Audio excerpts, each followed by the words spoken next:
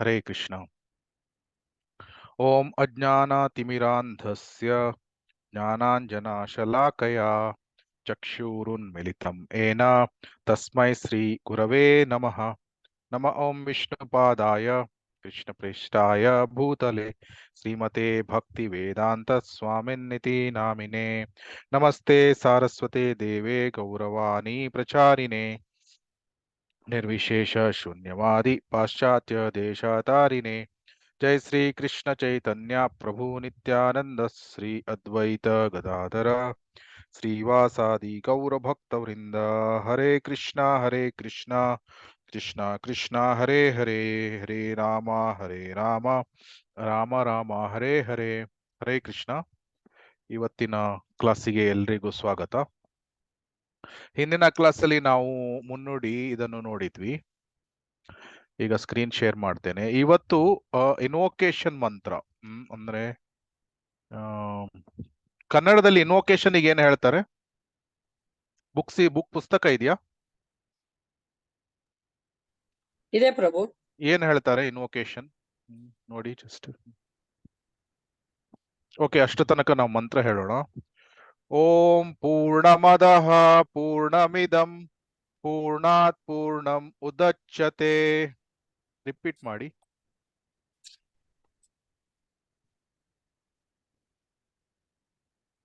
ಓಂ. ಓಂ. ಇಲ್ಲಿ ಪುಸ್ತಕ ಇಲ್ವಾ ಯಾರ ಹತ್ರ? ಇದು ಇಂಗ್ಲಿಷ್ ಓದ್ಲಿಕ್ಕೆ ಬಂದ್ರೆ ಓದಿ, ಇದೆ ಇಲ್ಲಾಂದ್ರೆ ಓಂ ಪೂರ್ಣಮದಃ ಪೂರ್ಣಮಿದಂ ಪೂರ್ಣಾತ್ ಪೂರ್ಣಮುದಚ್ಯತೆ ಪೂರ್ಣಸ್ಯ ಪೂರ್ಣಮಾದಾಯ ಪೂರ್ಣಮೇವಾವಶಿಷ್ಯತೆ. ಪೂರ್ಣಸ್ಯ ಪೂರ್ಣಮಾದಾಯ ಪೂರ್ಣಮೇವಾವಶಿಷ್ಯತೆ. ಯಾರಾದ್ರೂ ಅನುವಾದ ಓದಿ. ಅನುವಾದ. ದೇವೋತ್ತಮ ಪರಮಪುರುಷನು ಪರಿಪೂರ್ಣನು ಮತ್ತು ಸಂಪೂರ್ಣನು.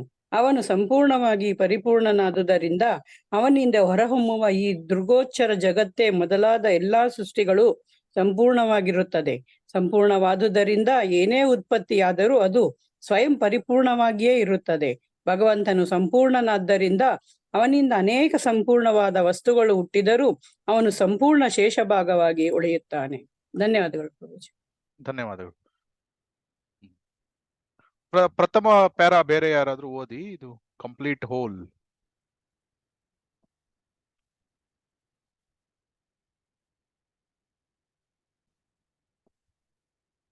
ಇರ್ಲಿ. ಓದ್ಲಾ ಪ್ರಭುಜಿ? ಇರ್ಲಿ ಮಾತಾಜಿ, ನಾನು ಆಮೇಲೆ ಹೇಳ್ತೀನಿ.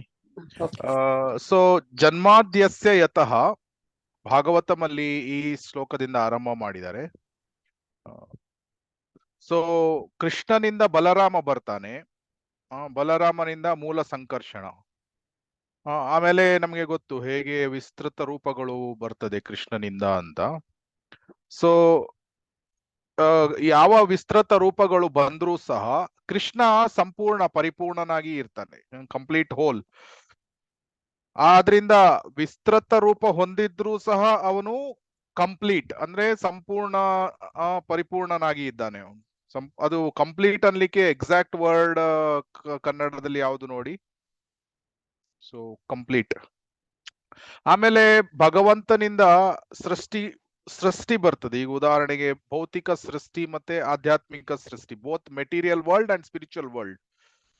ಮತ್ತೆ ನಾವು ಆಧ್ಯಾತ್ಮಿಕ ಜಗತ್ತು ಮತ್ತೆ ಭೌತಿಕ ಜಗತ್ತು ಎರಡನ್ನು ನೋಡಿದ್ರು ಸಹ ಅದು ಸಹ ಕಂಪ್ಲೀಟ್ ಇದೆ.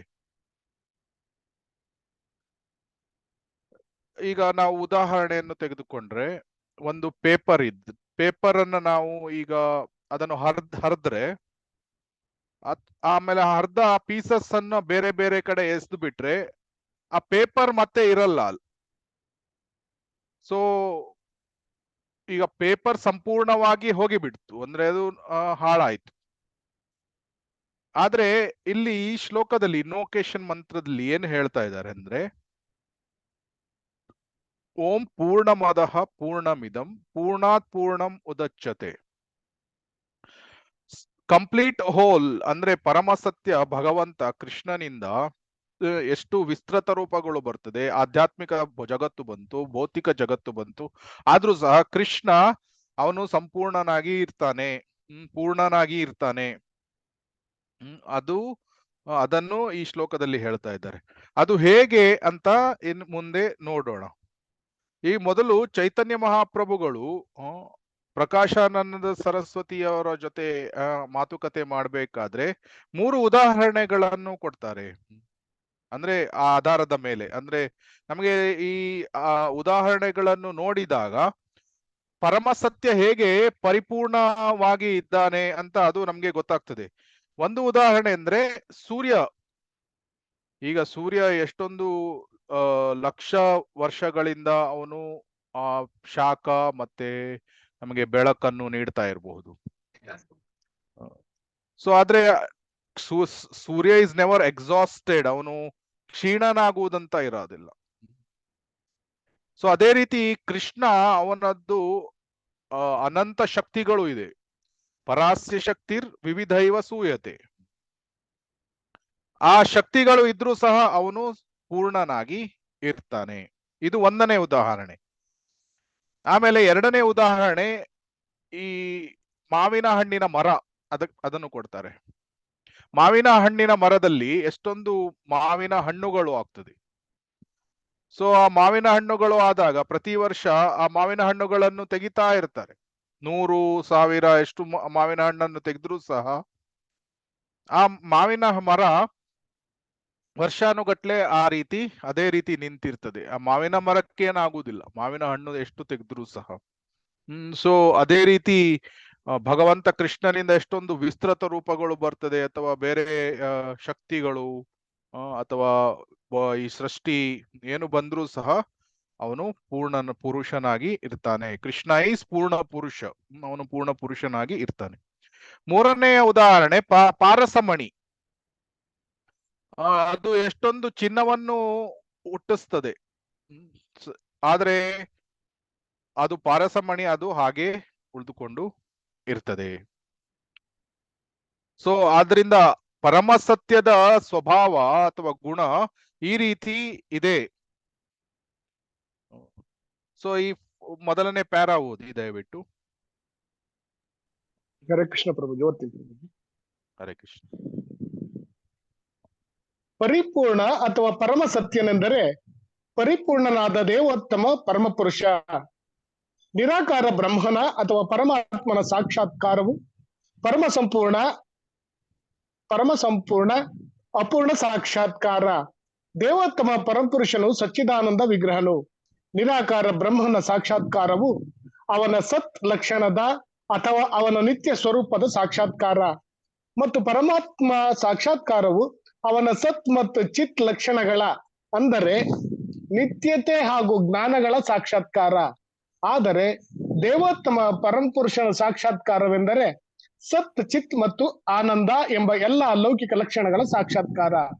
ಪರಮಪುರುಷನನ್ನು ಒಬ್ಬನು ಸಾಕ್ಷಾತ್ಕರಿಸಿಕೊಂಡರೆ ಅವನು ಈ ಅಂಶಗಳನ್ನು ಪೂರ್ಣ ರೂಪದಲ್ಲಿ, ಅಂದರೆ ವಿಗ್ರಹ, ಸಾಕ್ಷಾತ್ಕರಿಸಿಕೊಳ್ಳುತ್ತಾನೆ. ಹೀಗೆ ಸಂಪೂರ್ಣವೆಂಬುದು ನಿರಾಕಾರವಲ್ಲ. ಅವನು ನಿರಾಕಾರನಾಗಿದ್ದರೆ ಅಥವಾ ತನ್ನ ಸೃಷ್ಟಿಗಿಂತ ಯಾವುದೇ ರೀತಿಯಲ್ಲಿ ಚಿಕ್ಕವನಾಗಿದ್ದರೂ ಅವನು ಸಂಪೂರ್ಣನಾಗಿರಲು ಸಾಧ್ಯವಿಲ್ಲ. ಸಂಪೂರ್ಣವಾದದ್ದರಲ್ಲಿ ನಮ್ಮ ಅನುಭವಕ್ಕೆ ಒಳಪಟ್ಟ ಮತ್ತು ಮೀರಿದ 2 ಒಳಗೊಂಡಿರಬೇಕು. ಇಲ್ಲದಿದ್ದರೆ ಅವನು ಸಂಪೂರ್ಣನಾಗಿರಲು ಸಾಧ್ಯವಿಲ್ಲ. ಹರೇ ಕೃಷ್ಣ ಪ್ರಭುಜಿ, ಧನ್ಯವಾದ. ಹರೇ ಕೃಷ್ಣ, ಧನ್ಯವಾದಗಳು ಪ್ರಭುಜಿ. ಸೊ ನಾವು ಮುನ್ನುಡಿಯಲ್ಲಿ ನೋಡಿದ್ವಿ 4 ನ್ಯೂನತೆಗಳು. ಆಮೇಲೆ ವೇದಿಕ್ ಫಾಲೋವರ್ಸ್, ಯಾರು ವೇದವನ್ನು ಅನುಸರಿಸ್ತಾರೆ ಅಂತ ಇತ್ತು ಮುನ್ನುಡಿಯಲ್ಲಿ. ಯಾರಾದ್ರೂ ಪುಸ್ತಕ ಓದಿದ್ರೆ ಗೊತ್ತಾಗ್ತದೆ. ಅದರಲ್ಲಿ ಆರ್ಯರು ವೇದವನ್ನು ಫಾಲೋ ಮಾಡ್ತಾರೆ. ವೇದವು ತಾಯಿಯ ಹಾಗೆ. ಗುರು ಅಂದ್ರೆ ಯಾರು? ಆಮೇಲೆ 2 ಸಿಸ್ಟಮ್ಸ್ ಆಫ್ ನಾಲೆಡ್ಜ್ ಯಾವುದು? ಆರೋಹ, ಅವರೋಹ. ನಾವು ಯಾವುದನ್ನು ಫಾಲೋ ಮಾಡ್ತೇವೆ? ಅವರೋಹ, ಮೇಲಿಂದ ಕೆಳಗೆ ಬರುವುದು, ಗುರು ಪರಂಪರೆಯಿಂದ ಬರ್ತದೆ. ಆಮೇಲೆ ನಾವು ಮತ್ತೆ ತುಂಬಾ ಒಂದು ಮುನ್ನುಡಿಯಲ್ಲಿ ಪ್ರಮುಖವಾದ ವಿಷಯವನ್ನು ನೋಡಿದ್ದೇನು? ಭಾಗವತ ಅದು ರೈಪಂಡ್ ಫ್ರೂಟ್. ನಿಗಮ ಕಲ್ಪ ತರೋರ್ ಗಲಿತಂ ಫಲಂ ಸುಖಮುಖ ಧ್ರುವ ಅಮೃತ ಇದು ಆಕ್ಚುಲಿ ನಾವೀಗ ಏನ್ ನೋಡ್ತಾ ಇದ್ದೇವೆ ಅಂದ್ರೆ ಈ ಪ್ರಭುಜಿ ಅವರು ಓದಿದ್ದು ಇದು ಫೀಚರ್ಸ್ ಆಫ್ ಅಬ್ಸಲ್ಯೂಟ್ ಟ್ರೂತ್, ಪರಮಸತ್ಯದ 3 ಫೀಚರ್ಸ್ ಹೇಳಿದ್ರು. ಅದರ ಮೊದಲು ನಾವು ಈಗ ಮುನ್ನುಡಿ ಮತ್ತೆ ಶ್ಲೋಕ 1, 2, 3ಕ್ಕೆ ಯಾವ ಲಿಂಕ್ ಇದೆ ಅಂತ ನೋಡಿ ಆ ವಿಷಯವನ್ನು ನೋಡೋಣ. ಈ ಇಂಟ್ರೊಡಕ್ಷನ್ ಅಲ್ಲಿ ನಾವು ಭಾಗವತ ಇದು ರೈಪ್ ಅಂಡ್ ಫ್ರೂಟ್ ಅಂತ ನೋಡಿದ್ವಿ. ಸೊ ಯಾಕೆ ಭಾಗವತ ರೈಪ್ ಅಂಡ್ ಫ್ರೂಟ್? ನಮ್ಗೆ ಕಲಿಯುಗದಲ್ಲಿ 4 ವೇದಗಳನ್ನು ಓದ್ಲಿಕ್ಕೆ ಆಗದೇ ಇರಬಹುದು. ಋಗ್ವೇದ ಇದೆ, ಯಜುರ್ವೇದ ಇದೆ, ಸಾಮವೇದ ಇದೆ, ಅಥರ್ವವೇದ ಇದೆ, ಅದನ್ನು ಓದ್ಲಿಕ್ಕೆ ಆಗದೇ ಇರಬಹುದು. ಅಥವಾ ಇಲ್ಲಿ ಶ್ರುತಿಗಳು ಇದೆ, ನಾವು ಇಲ್ಲಿ ನೋಡಿದ್ವಿ ಶ್ರುತಿ, ಸ್ಮೃತಿ, ನ್ಯಾಯ. ಶ್ರುತಿ ಅಂದ್ರೆ ಈಗ ನಮಗೆ ತಾಯಿ ಒಬ್ಬ ಮಗುವಿಗೆ ಹೇಳ್ತಾಳೆ ಈ ರೀತಿ ಮಾಡು, ಈ ರೀತಿ ಮಾಡು, ಇದೇ ರೀತಿ ಮಾಡ್ಬೇಕು ಅಂತ ಒಂದು ಇನ್ಸ್ಟ್ರಕ್ಷನ್ಸ್ ಗಳು ಇರ್ತದೆ. ಆದ್ರೆ ಆ ವಿಷಯ ಮಗುವಿಗೆ ಅರ್ಥವಾಗದೇ ಇರಬಹುದು. ಸ್ಮೃತಿ ಅಂದ್ರೆ ಅಕ್ಕ ಇದ್ದ ಹಾಗೆ. ಆ ಅಕ್ಕ ತಮ್ಮನಿಗೆ ಕೂರಿಸ್ಕೊಂಡು ತಾಯಿ ಈ ರೀತಿ ಹೇಳಿರುವುದು ಅಂತ ಅವಳು ವಿವರಿಸಿ ಹೇಳ್ಬೋದು. ಅದು ಪುರಾಣಗಳ ಮೂಲಕ ಅಥವಾ ಎಕ್ಸಾಂಪಲ್ಸ್ ಗಳ ಮೂಲಕ ಹೇಳ್ಬೋದು. ಉದಾಹರಣೆಗೆ ಶ್ರುತಿ holy name glory, holy name is glorious, ಏನು ಹರಿನಾಮ ಏನಿದೆ ಅದು ತುಂಬಾ ಮಹಾತ್ಮೆಯನ್ನು ಹೊಂದಿದೆ ಅಂತ ಒಂದು ಶ್ರುತಿ ಹೇಳಿದ್ರೆ, ಅದನ್ನು ವಿವರಿಸಿ ಹೇಳುವುದು ಹೇಗೆ? ಅಜಾಮಿಲ ಕತೆ ಮೂಲಕ ಹೇಗೆ ಅಜಾಮಿಲ ಒಂದು ಹರಿನಾಮವನ್ನು ಹೇಳಿದ್ದು ಅವನು ಯಮದೂತರಿಂದ ಅವನು ರಕ್ಷಣೆ ಆಯ್ತು ಅಂತ ಆ ಸ್ಟೋರಿ ಹೇಳ್ಬೋದು. ಸೊ ಆ ರೀತಿ ಸ್ಮೃತಿಗಳು ಪುರಾಣ ಇರುವುದರಿಂದ ಅದು ಕಥೆಯನ್ನು ಹೇಳಿ ನಿಜವಾಗಿ ಶ್ರುತಿಗಳು ಈ ರೀತಿ ಹೇಳಿರುವುದು ಅಂತ ಅದನ್ನು ವಿವರಿಸ್ತದೆ. ನ್ಯಾಯ ಅಂದ್ರೆ ವೇದಾಂತ ಸೂತ್ರ. ನಾವು ನೋಡಿದ್ವಿ ಇದೆಲ್ಲ ನಮ್ಗೆ ವೇದಾಂತ ಸೂತ್ರ ತುಂಬಾ ಕಷ್ಟ. ಅಂದ್ರೆ ಅರ್ಥ ಮಾಡಿ, ಉಪನಿಷತ್ಗಳಿಗಿಂತ ವೇದಾಂತ ಸೂತ್ರ ತುಂಬಾ ಕಷ್ಟ. ಆದ್ರಿಂದ ಇದನ್ನು ಕಲಿಯುಗದ ಜನರಿಗೆ ಅರ್ಥ ಮಾಡ್ಕೊಳ್ಳಿಕ್ಕೆ ಅಷ್ಟು ಸುಲಭವಾಗದೇ ಇರಬಹುದು. ಈಗ ನಾವು ನೋಡ್ತೇವೆ ಈ ಈಶೋಪನಿಷತ್ ಶ್ರೀಲಾ ಪ್ರಭುಪಾದರು ತುಂಬಾ ಸುಲಭ ರೀತಿಯಲ್ಲಿ ಕೊಟ್ಟರು ಸಹ ಕೆಲವೊಮ್ಮೆ ಅದು ಬೋರ್ ಆಗಬಹುದು, ಅಥವಾ ನಮ್ಗೆ ಆ ಕೆಲವೊಂದು ವಿಷಯಗಳು ಅರ್ಥವಾಗದೇ ಇರಬಹುದು. ಸೊ ಆ ರೀತಿ ಇರಬೇಕಾದ್ರೆ ನಮಗೆ ಎಲ್ಲಾ ಉಪನಿಷತ್ಸ್ಗಳನ್ನು, ವೇದಾಂತ ಸೂತ್ರಗಳನ್ನು ಅಥವಾ 4 ವೇದಗಳನ್ನು ಓದ್ಲಿಕ್ಕೆ ಆಗದೆ ಇರಬಹುದು. ಆದ್ರಿಂದ ಶ್ರೀಲಾ ಪ್ರಭುಪಾದರು ಏನ್ ಹೇಳಿದ್ರು? ಶ್ರೀಮದ್ ಭಾಗವತವನ್ನು ಓದಿ ಮತ್ತೆ ಭಗವದ್ಗೀತೆಯನ್ನು ಓದಿ. ಸೊ ಈ ಲಿಟರೇಚರ್ ಏನು ನಮಗೆ ವೇದಗಳ ಸಾರವನ್ನು ನೀಡ್ತದೆ. ಸೊ ಅದನ್ನು ಹೇಳಿದ್ದಾರೆ. ಸೊ ಇದನ್ನು ನಾವು ಮುನ್ನುಡಿಯಲ್ಲಿ ನೋಡಿದ್ವಿ. ನಾವು ಇನ್ವೊಕೇಶನ್ ಏನಿದೆ ಅದರಲ್ಲಿ? ಇನ್ವೊಕೇಶನ್ ಮಂತ್ರ ಪ್ರಾರ್ಥನೆ ಅಂತ ಇದೆ. ಪ್ರಾರ್ಥನೆ, ಓಕೆ. ಇನ್ವೊಕೇಶನ್ ಪ್ರಾರ್ಥನೆ. ಅದರಲ್ಲಿ ಪರಮ ಸತ್ಯ ಹೇಗೆ ದೇವೋತ್ತಮ ಪರಮ ಪುರುಷ ಅಂತ ಇದು ಕೃಷ್ಣ ಅಂತ ಸ್ಟ್ರೈಟ್ ಫಾರ್ವರ್ಡ್ ಆಗಿ ಹೆಸರು ಹೇಳದೇ ಇರಬಹುದು, ಆದ್ರೆ ಪರಮ ಸತ್ಯ ಅವನು ಪರಿಪೂರ್ಣನಾಗಿ ಇದ್ದಾನೆ, ದೇವೋತ್ತಮ ಪರಮ ಪುರುಷ ಅವನು ಪರಿಪೂರ್ಣನಾಗಿ ಇದ್ದಾನೆ ಅಂತ ಒಂದು ವಿಷಯ ಹೇಳ್ತದೆ. ಆಮೇಲೆ ಹೇಗೆ ಭೌತಿಕ ಜಗತ್ತು ಸಹ ಪರಿಪೂರ್ಣವಾಗಿದೆ. ಆಮೇಲೆ ಅವನ ಸೃಷ್ಟಿ ಎಲ್ಲ ಈ ನೇಚರ್ ಅಂದ್ರೆ ಈಗ ಮನುಷ್ಯ ರೂಪ ಇರಬಹುದು ಅಥವಾ ಬೇರೆ ಪ್ರಾಣಿಗಳ ರೂಪ, ಅದು ಸಹ ಹೇಗೆ ಪರಿಪೂರ್ಣವಾಗಿದೆ. ಆಮೇಲೆ ಹೇಗೆ ಮನುಷ್ಯ ಜನ್ಮ ಆತ್ಮ ಸಾಕ್ಷಾತ್ಕಾರಕ್ಕೆ ಪರಿಪೂರ್ಣವಾಗಿ ಇದೆ, ಅದನ್ನು ಎಲ್ಲ ವಿಸ್ತಾರವಾಗಿ ಹೇಳಲಾಗಿದೆ ಈ ಮಂತ್ರದಲ್ಲಿ. ಅದನ್ನು ನಾವು ಭಾವಾರ್ಥಗಳಲ್ಲಿ ನೋಡೋಣ ಇವತ್ತು. ಮಂತ್ರ 1 ಇದರಲ್ಲಿ 2 ವಿಷಯಗಳನ್ನು ಕವರ್ ಮಾಡ್ತಾರೆ. ಪ್ರೊಪ್ರೈಟರ್ಶಿಪ್ ಅಂದ್ರೆ ಯಾರ ಹಕ್ಕು. ಈ ಜಗತ್ತು ಇದೆ, ಈ ಜಗತ್ತು ಯಾರ ಆಸ್ತಿ? ಅದು ಭಗವಂತನ ಆಸ್ತಿ. ಈಶಾವಾಸ್ಯಂ ಇದಂ ಸರ್ವಂ, ಇದು ಭಗವಂತನ ಆಸ್ತಿ. ಆಮೇಲೆ 2ನೇದ್ದು ತೇನ ತೆಕ್ತೇನ ಭುಂಜೀತ, ಅದರಲ್ಲಿ ಕೋಟ ಅಂದ್ರೆ ಭಗವಂತ ಎಲ್ರಿಗೂ ಒಂದೊಂದು ಕೋಟ ಕೊಟ್ಟಿರ್ತಾನೆ. ಅದರ ಪ್ರಕಾರ ಆ ಕೋಟವನ್ನು ನಾವು ಸ್ವೀಕಾರ ಮಾಡಿ ಆತ್ಮ ಸಾಕ್ಷಾತ್ಕಾರವನ್ನು ಮಾಡಬೇಕು ಅಂತ 1ನೇ ಶ್ಲೋಕದಲ್ಲಿ. ಅದನ್ನು ವಿವರಿಸಿದ್ದಾರೆ. ಆಮೇಲೆ ಎರಡನೇ ಮಂತ್ರದಲ್ಲಿ ಶ್ಲೋಕ ಅಥವಾ ಎರಡನೇ ಮಂತ್ರ, ಇದರಲ್ಲಿ ಕರ್ಮ ಬಂಧನ ಅಂದ್ರೆ ಆ ಈಗ ನಿಮ್ಗೆ ಇದು ಕೃಷ್ಣ ಪ್ರಜ್ಞೆಯಲ್ಲಿ ಆಕ್ಟ್ ಮಾಡ್ಲಿಕ್ಕೆ ಆಗುದಿಲ್ಲ, ಆದ್ರೆ ನಿಮಗೆ ಬೇರೆ ಏನೋ ಈ ಅನ್ನದಾನ ಮಾಡ್ಬೇಕು. ಓಕೆ, ನೀವು ಅನ್ನದಾನವನ್ನು ಮಾಡಿ, ಆದ್ರೆ ಅದನ್ನು ಭಗವಂತನಿಗೆ ಭೋಗ ನೈವೇದ್ಯ ಮಾಡಿ ಆಮೇಲೆ ಅದನ್ನು ಅನ್ನವನ್ನು ನೀವು ಬೇರೆಯವರಿಗೆ ನೀಡಿ. ಅಥವಾ ನಿಮ್ಗೆ ಇಂಡಸ್ಟ್ರಿ ರನ್ ಮಾಡ್ಬೇಕಂತ ಇದೆ, ಆದ್ರೆ ಆ ಇಂಡಸ್ಟ್ರಿಯಲ್ಲಿ ಏನ್ ಮಾಡಿ, ಹರಿನಾಮ ಸಂಕೀರ್ತನೆಯನ್ನು ಮಾಡಿ, ಅಥವಾ ನಿಮ್ಮ ನೌಕರರಿಗೆ ಪ್ರಸಾದವನ್ನು ನೀಡಿ, ಆಮೇಲೆ ಊಟದ ಸಮಯದಲ್ಲಿ ಮಹಾಪ್ರಸಾದೆ ಗೋವಿಂದೆ ಇದನ್ನು ಹೇಳಿ ಅವರಿಗೆ ಪ್ರಸಾದ ಕೊಟ್ಟು ಹರಿನಾಮ ಸಂಕೀರ್ತನೆ ಎಲ್ಲ ಮಾಡಿದ್ರೆ ಸ್ಟ್ರೈಕ್ ಕೂಡ ಆಗೋದಿಲ್ಲ. ಸೊ ಯಜ್ಞಾರ್ಥಾರ್ಥ ಕರ್ಮಣೋ ನ್ಯತ್ರ ಲೋಕೋಯಂ ಕರ್ಮ ಬಂಧನ. ಸೊ ಹೇಗೆ ಕರ್ಮಯೋಗದಲ್ಲಿ ಕೆಲಸವನ್ನು ಮಾಡುವುದು ಇದನ್ನು ಹೇಳಲಾಗಿದೆ. ಮಂತ್ರ 3ರಲ್ಲಿ ಯಾರು ಅಸುರರು ಮತ್ತೆ ಅವರು ನಿಷಿದ್ಧ ಕರ್ಮಗಳನ್ನೇ ಮಾಡ್ತಾರೆ, ಈ ವಿಷಯವನ್ನು ನೋಡಲಾಗಿದೆ. ಪೊಲಿಟಿಷಿಯನ್ಸ್ ಅವರು ಎಲ್ಲ ಹೇಗೆ ಅಸುರಿ ಪ್ರವೃತ್ತಿಯನ್ನು ಹೊಂದುವ ಅವರು ಆ ರೀತಿ ಅಸುರರಾಗಿ ಅವರು ಆಕ್ಟ್ ಮಾಡ್ತಾರೆ, ಅದನ್ನೆಲ್ಲ ವಿವರಿಸ್ತಾರೆ. ಸೊ 1ನೇ ಶ್ಲೋಕ ವಿಹಿತ ಕರ್ಮವನ್ನು ವಿವರಿಸಿದೆ. ವಿಹಿತ ಕರ್ಮ ಅಂದ್ರೆ ಕೃಷ್ಣನ ಇಚ್ಛೆಯ ಪ್ರಕಾರ ಅಲೈನ್ ಆಗುವುದು. 2ನೇ ಶ್ಲೋಕ ಕಾಮ್ಯ ಕರ್ಮ, ನಿನಗೆ ವಿಹಿತ ಕರ್ಮ ಮಾಡ್ಲಿಕ್ಕೆ ಆಗದಿದ್ರೆ ಅಟ್ಲೀಸ್ಟ್ ಕಾಮ್ಯ ಕರ್ಮವನ್ನಾದ್ರೂ ಮಾಡು, ಕರ್ಮಯೋಗವನ್ನಾದ್ರೂ ಮಾಡು. 3ನೇದು ನಿಷಿದ್ಧ ಕರ್ಮ, ನೀನು ಈ ರೀತಿ ಮಾಡಬಾರ್ದು, ಅದು ನಿಷಿದ್ಧ ಇದೆ, ಆದ್ರೂ ನಿನಗೆ ವಿಹಿತ ಕರ್ಮ ಮಾಡ್ಲಿಕ್ಕೂ ಇಷ್ಟ ಇಲ್ಲ, ನೀನು ಕಾಮ್ಯ ಕರ್ಮನೂ ಮಾಡ್ಲಿಕ್ಕೆ ಇಷ್ಟ ಇಲ್ಲ, ಆದ್ರಿಂದ ನೀನು ಆಸುರಿ ಪ್ರವೃತ್ತಿಯನ್ನು ಹೊಂದಿದ್ದು ನೀನು ಆ ರೀತಿ ಮಾಡ್ತಾ ಇದ್ದೀಯಾ ಅಂತ ನಿಷಿದ್ಧ ಕರ್ಮ, ಅದ್ರ ಬಗ್ಗೆ ವಿವರಣೆ ನೀಡಲಾಗಿದೆ. ಸೊ ಈ ರೀತಿ 3 ಶ್ಲೋಕಗಳಿಗೆ ಇನ್ವೊಕೇಶನ್ ಮಂತ್ರ ಕನೆಕ್ಟ್ ಆಗಿದೆ. ಇದು ಕನೆಕ್ಷನ್ ಬಿಟ್ವೀನ್ ಇನ್ವೊಕೇಶನ್ ಮಂತ್ರ ಮತ್ತೆ ಮಂತ್ರ 1, ಮಂತ್ರ 2, ಮಂತ್ರ 3, ಈ ಕನೆಕ್ಷನ್ ಇದೆ. ಈಗ ಮೇನ್ ಥೀಮ್ ಏನು ಇನ್ವೊಕೇಶನ್ ಅಲ್ಲಿ, ಈ ಸಂಪೂರ್ಣ ಅಸ್ತಿತ್ವ ಏನಿದೆ ನಮ್ದು, ಈ ಭೌತಿಕ ಸೃಷ್ಟಿಯಲ್ಲಿ ಆಧ್ಯಾತ್ಮಿಕ ಸೃಷ್ಟಿ ಏನೇ ಇದ್ರು ಸಹ ಅದು ಸಂಪೂರ್ಣವಾದ ಹೋಲ್ ಅಂದ್ರೆ ಪರಮಸತ್ಯ ಅದರಿಂದ ಬರ್ತಾ ಇದೆ. ಅಂದ್ರೆ ಇನ್ ಅದರ್ ವರ್ಡ್ಸ್ ಕೃಷ್ಣನಿಂದ ಎಲ್ಲ ಬಂದಿರುವುದು ಅಂತ ಈ ಶ್ಲೋಕದಲ್ಲಿ ಪ್ರಮುಖವಾಗಿ ಇದನ್ನು ವಿಸ್ತೃತವಾಗಿ ಹೇಳಲಾಗಿದೆ. ಈಗ ಪ್ರಭುಜಿ ಅವರು ಓದಿರುವುದು ಅದರಲ್ಲಿ 3 ಪರಮಸತ್ಯ, 3 ಫೀಚರ್ ಅನ್ನು ಹೊಂದಿದೆ.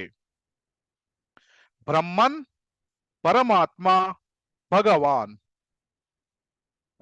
ವದಂತಿ ತತ್ತತ್ವ ವಿದಸ್ತತ್ವಂ ಯಜ್ಞಾನಂ ಅದ್ವಯಂ ಬ್ರಹ್ಮೇತಿ ಪರಮಾತ್ಮೇತಿ ಭಗವಾನಿತಿ ಸಪ್ಯತೆ.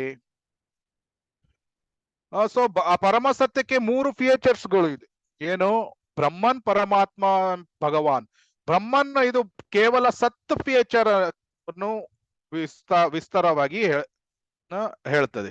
ಪರಮಾತ್ಮ ಇದು ಸತ್ ಮತ್ತೆ ಚಿತ್ ಇದನ್ನು ವಿವರಿಸ್ತದೆ. ಭಗವಾನ್ ಸತ್ ಚಿತ್ ಆನಂದ 3 ಸಹ ಹೊಂದಿದೆ. ನಮಗೆ ಇದ್ರ ಬಗ್ಗೆ ನಾವು ಎಷ್ಟೊಂದು ಸಲ ಹಿಂದೆ ಕೇಳಿರಲೂಬಹುದು. ಮಾಯಾವಾದಿಗಳು ಹೇಗೆ ಬ್ರಹ್ಮನ್ ರಿಯಲೈಸೇಷನ್ ಅದೇ ಕೊನೆಯ ರಿಯಲೈಸೇಷನ್ ಅಂತ ಹೇಳ್ತಾರೆ. ಏಕಂ ಸತ್ಯಂ ದ್ವಿತೀಯಂ ನಾಸ್ತಿ. ಯಾರು? ಬ್ರಹ್ಮ ಮಾತ್ರ ಸತ್ಯ, ಬ್ರಹ್ಮ ಸತ್ಯ, ಮತ್ತೆ ಬೇರೆ ಯಾವುದೂ ಇಲ್ಲ ಅಂತ ಆ ರೀತಿ ಹೇಳ್ತಾರೆ. ಆಮೇಲೆ ಕೆಲವು ಮಾಯಾವಾದಿಗಳು ಏನು ಸೋಹಂ ಸೋಹಂ ಅಂತ ಹೇಳ್ತಾರೆ. ಅಂದ್ರೆ ಸೋ ಅಹಂ, ನಾನು ಅವನು, ನಾನು ಯಾವಾಗ ಪರಿಪೂರ್ಣತೆಯನ್ನು ಹೊಂದುತ್ತೇನೆ ನಾನು ಅವನಾಗಿ ಬಿಡ್ತೇನೆ, ಅಥವಾ ಈ ಮರ್ಜಿಂಗ್ ಕಾನ್ಸೆಪ್ಟ್.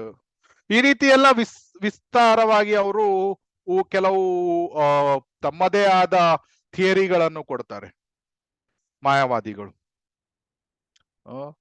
ಸೊ ಇದು ಬ್ರಹ್ಮನ್ ಇದು ರಿಯಲೈಸೇಷನ್ಸ್ ಏನು, ಬ್ರಹ್ಮ ಜ್ಯೋತಿ, ಭಗವಂತನ ದೇಹದಿಂದ ಬರುವಂತಹ ಜ್ಯೋತಿ ಏನಿದೆ ಅದು ಅಲ್ಟಿಮೇಟ್ ಅಂತ ಅವರು ಹೇಳ್ತಾರೆ. ಈಗ ನಮ್ಗೆ ತರಗತಿಗಳು ಇದೆ ಬೇರೆ ಬೇರೆ, 1ನೇ ತರಗತಿ, 2ನೇ ತರಗತಿ, ಆಮೇಲೆ ಹೈಸ್ಕೂಲ್ ಆದ್ಮೇಲೆ ನಮ್ಗೆ ಇದು ಪ್ರೀ ಯೂನಿವರ್ಸಿಟಿ ಬರ್ಬೋದು, ಕಾಲೇಜಲ್ಲೂ ಸಹ ನಮ್ಗೆ ಅಂಡರ್ ಗ್ರಾಜುಯೇಷನ್, ಪೋಸ್ಟ್ ಗ್ರಾಜುಯೇಷನ್ ಎಲ್ಲ ಇದೆ. ಸೊ ಅದೇ ರೀತಿ ಈ ಆಧ್ಯಾತ್ಮಿಕ ಸ್ಕೂಲಲ್ಲಿ ಕೂಡ ಬೇರೆ ಬೇರೆ ರೀತಿಯ ಈ ತರಗತಿಗಳು. ಕೆಲವರಿಗೆ ಹೆಚ್ಚು ಜ್ಞಾನ ಇರುವುದಿಲ್ಲ, ಅವರು ಬ್ರಹ್ಮನ ಅದೇ ಕೊನೆಯದು ಅಂತ ಹೇಳಿಬಿಡ್ತಾರೆ. ಆಮೇಲೆ ಇನ್ನೊಬ್ರು ಇದ್ದಾರೆ ಪರಮಾತ್ಮವಾದಿಗಳು. ಪರಮಾತ್ಮವಾದಿಗಳಲ್ಲಿ 2 ವಿಧ. ಏನು, ಅಲ್ಲಿ ಕೆಲವರು ಮಾಯಾವಾದ ಟೈಪ್ ಇದ್ದಾರೆ. ಏನ್ ಹೇಳ್ತಾರೆ, 2 ರೀತಿಯ ಹಕ್ಕಿಗಳು ಇದೆ ಒಂದು ಮರದಲ್ಲಿ. ಒಂದು ಹಕ್ಕಿ ನೋಡ್ತಾ ಇರ್ತದೆ ಬೇರೆ ಹಕ್ಕಿಯನ್ನು, ಮತ್ತೊಂದು ಹಕ್ಕಿ ಆ ಹಣ್ಣನ್ನು ತಿಂತದೆ. ಹಣ್ಣನ್ನು ತಿನ್ನುವಂತಹ ಹಕ್ಕಿ ಅದು ಜೀವಾತ್ಮ, ಸುಮ್ಮನೆ ನೋಡ್ತಾ ಇರುವಂತಹ ಹಕ್ಕಿ ಪರಮಾತ್ಮ. ಜೀವಾತ್ಮ, ಪರಮಾತ್ಮ. ಮೊದಲನೇ ಕೆಟಗರಿ ಅವರು ಏನ್ ಹೇಳ್ತಾರೆ, ಜೀವಾತ್ಮ ಪರಮಾತ್ಮನೊಂದಿಗೆ ಲೀನ ಆಗಿ ಬಿಡ್ತಾನೆ. ಇದು ಒಂದು ತರ ಇದು ಏನು ಮರ್ಜಿಂಗ್ ಕಾನ್ಸೆಪ್ಟ್. ಸೊ ಇವರು ಸ್ವಲ್ಪ ಮಾಯಾವಾದ ಇದ್ದಾಗೆ. ಸೊ ಇವರು ಆದ್ರಿಂದ ಇಂತಹ ಭಕ್ತರು ಇಂತಹ ವಿಷಯಗಳಲ್ಲಿ ಅಷ್ಟೊಂದು ಆಸಕ್ತಿಯನ್ನು ತೋರಿಸುವುದಿಲ್ಲ. ಆದ್ರೆ 2ನೇ ರೀತಿಯ ಪರಮಾತ್ಮವಾದಿಗಳು ಇದ್ದಾರೆ. ಅವರು ಏನು, ಅವರು ಹೃದಯದಲ್ಲಿರುವ ವಿಷ್ಣುವಿನ ರೂಪದ ಮೇಲೆ ಅವರು ಧ್ಯಾನ ಮಾಡ್ತಾರೆ. ಧ್ಯಾನಾವಸ್ಥಿತ ತದ್ಗತೇನ ಮನಸ ಪಶ್ಯಂತಿ ಯಂ ಯೋಗಿನೋ. ಯೋಗಿಗಳು ಏನ್ ಮಾಡ್ತಾರೆ, ಧ್ಯಾನ ಅವಸ್ಥೆಯಲ್ಲಿ ತದ್ಗತೇನ ಮನಸ್ಸನ್ನು ಎಲ್ಲಿ ಕೇಂದ್ರೀಕರಿಸ್ತಾರೆ, ಪಶ್ಯಂತಿ ಯಂ ಯೋಗಿನೋ. ಸೊ ಹೃದಯದಲ್ಲಿರುವಂತಹ ವಿಷ್ಣುವಿನ ರೂಪ ಮೇಲೆ ಕಾನ್ಸಂಟ್ರೇಟ್ ಮಾಡ್ತಾರೆ. ಇಂತಹ ಯೋಗಿಗಳು ಅವರು ವೈಕುಂಠಕ್ಕೆ ಹೋಗ್ಲಿಕ್ಕೆ ಇಷ್ಟಪಡ್ತಾರೆ. ಸೊ ಇವರು 2ನೇ category. So meet lord face to face, ಅವರಿಗೆ ಭಗವಂತನ ನೋಡ್ಬೇಕು ಅವಂತವರು ವೈಕುಂಠಕ್ಕೆ ಹೋಗ್ತಾರೆ. ಸೊ ನೆಕ್ಸ್ಟ್ ಇದನ್ನು ಓದಿ ದಯವಿಟ್ಟು ಪ್ಯಾರಾ.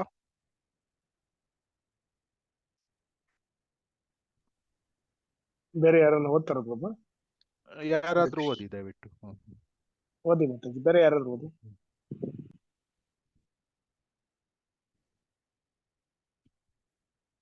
ಓದಿ, ಇಲ್ಲ ಅಂದ್ರೆ ನೀವೇ ಓದ್ಬಿಡಿ, ಯಾಕಂದ್ರೆ ಸಮಯ ಇಲ್ಲ. ಓದ್ತೀನಿ ಪ್ರಭು, ನಾನು ಓದ್ತೀನಿ. ಪೂರ್ಣನಿಗೆ, ದೇವೋತ್ತಮ ಪರಮಪುರುಷನಿಗೆ ಅಪರಿಮಿತ ಶಕ್ತಿಗಳಿರುತ್ತವೆ. ಅವೆಲ್ಲ ಅವನಷ್ಟೇ ಸಂಪೂರ್ಣವಾದವು. ಹೀಗಾಗಿ ಈ ದಗ್ಗೋಚರವಾದ ಅಥವಾ ಐಹಿಕ ಜಗತ್ತು ಸ್ವಯಂ ಪೂರ್ಣವಾಗಿದೆ. 24 ಮೂಲಭೂತ ಅಂಶಗಳಿಂದಾದ ಈ ಭೌತ ವಿಶ್ವವು ತಾತ್ಕಾಲಿಕವಾಗಿ ಪ್ರಕಟವಾಗಿದೆ. ಈ ಜಗತ್ತಿನ ಅಸ್ತಿತ್ವ ಪೋಷಣೆಗಳಿಗೆ ಬೇಕಾದ ಎಲ್ಲವನ್ನೂ ಇವು ಒದಗಿಸುತ್ತವೆ.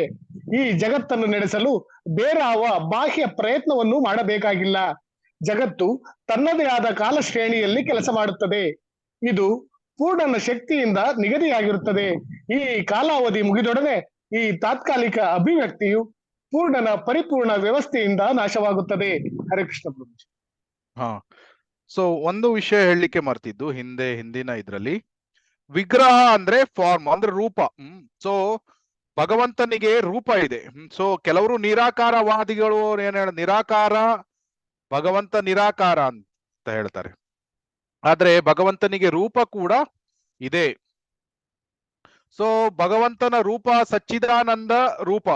ಸೊ ಈಶ್ವರ ಪರಮ ಕೃಷ್ಣ ಸಚ್ಚಿದಾನಂದ ವಿಗ್ರಹ ಅನಾದಿರಾದಿರ್ ಗೋವಿಂದ ಸರ್ವ ಕಾರಣಂ. ಸೊ ಇದನ್ನು ನಮ್ಗೆ ಕರೆಕ್ಟ್ ಆಗಿ ಗೊತ್ತು, ಭಗವಂತನಿಗೆ ರೂಪ ಇದೆ ಅಂತ. ಆದ್ರೆ ಬ್ರಹ್ಮನ್ ಮತ್ತೆ ಪರಮಾತ್ಮ ಭಗವಾನ್ ರಿಯಲೈಸೇಷನ್, ಇದು ಅವರಿಗೆ ಯಾವ ರೀತಿಯ ರಿಸಲ್ಟ್, ಫಲ ಸಿಗ್ತದೆ, ಅದನ್ನು ಒಂದು ಉದಾಹರಣೆ ನೋಡೋಣ. ಈಗ ಉದಾಹರಣೆಗೆ ಸಾಂಬಾರ್ ಇದೆ.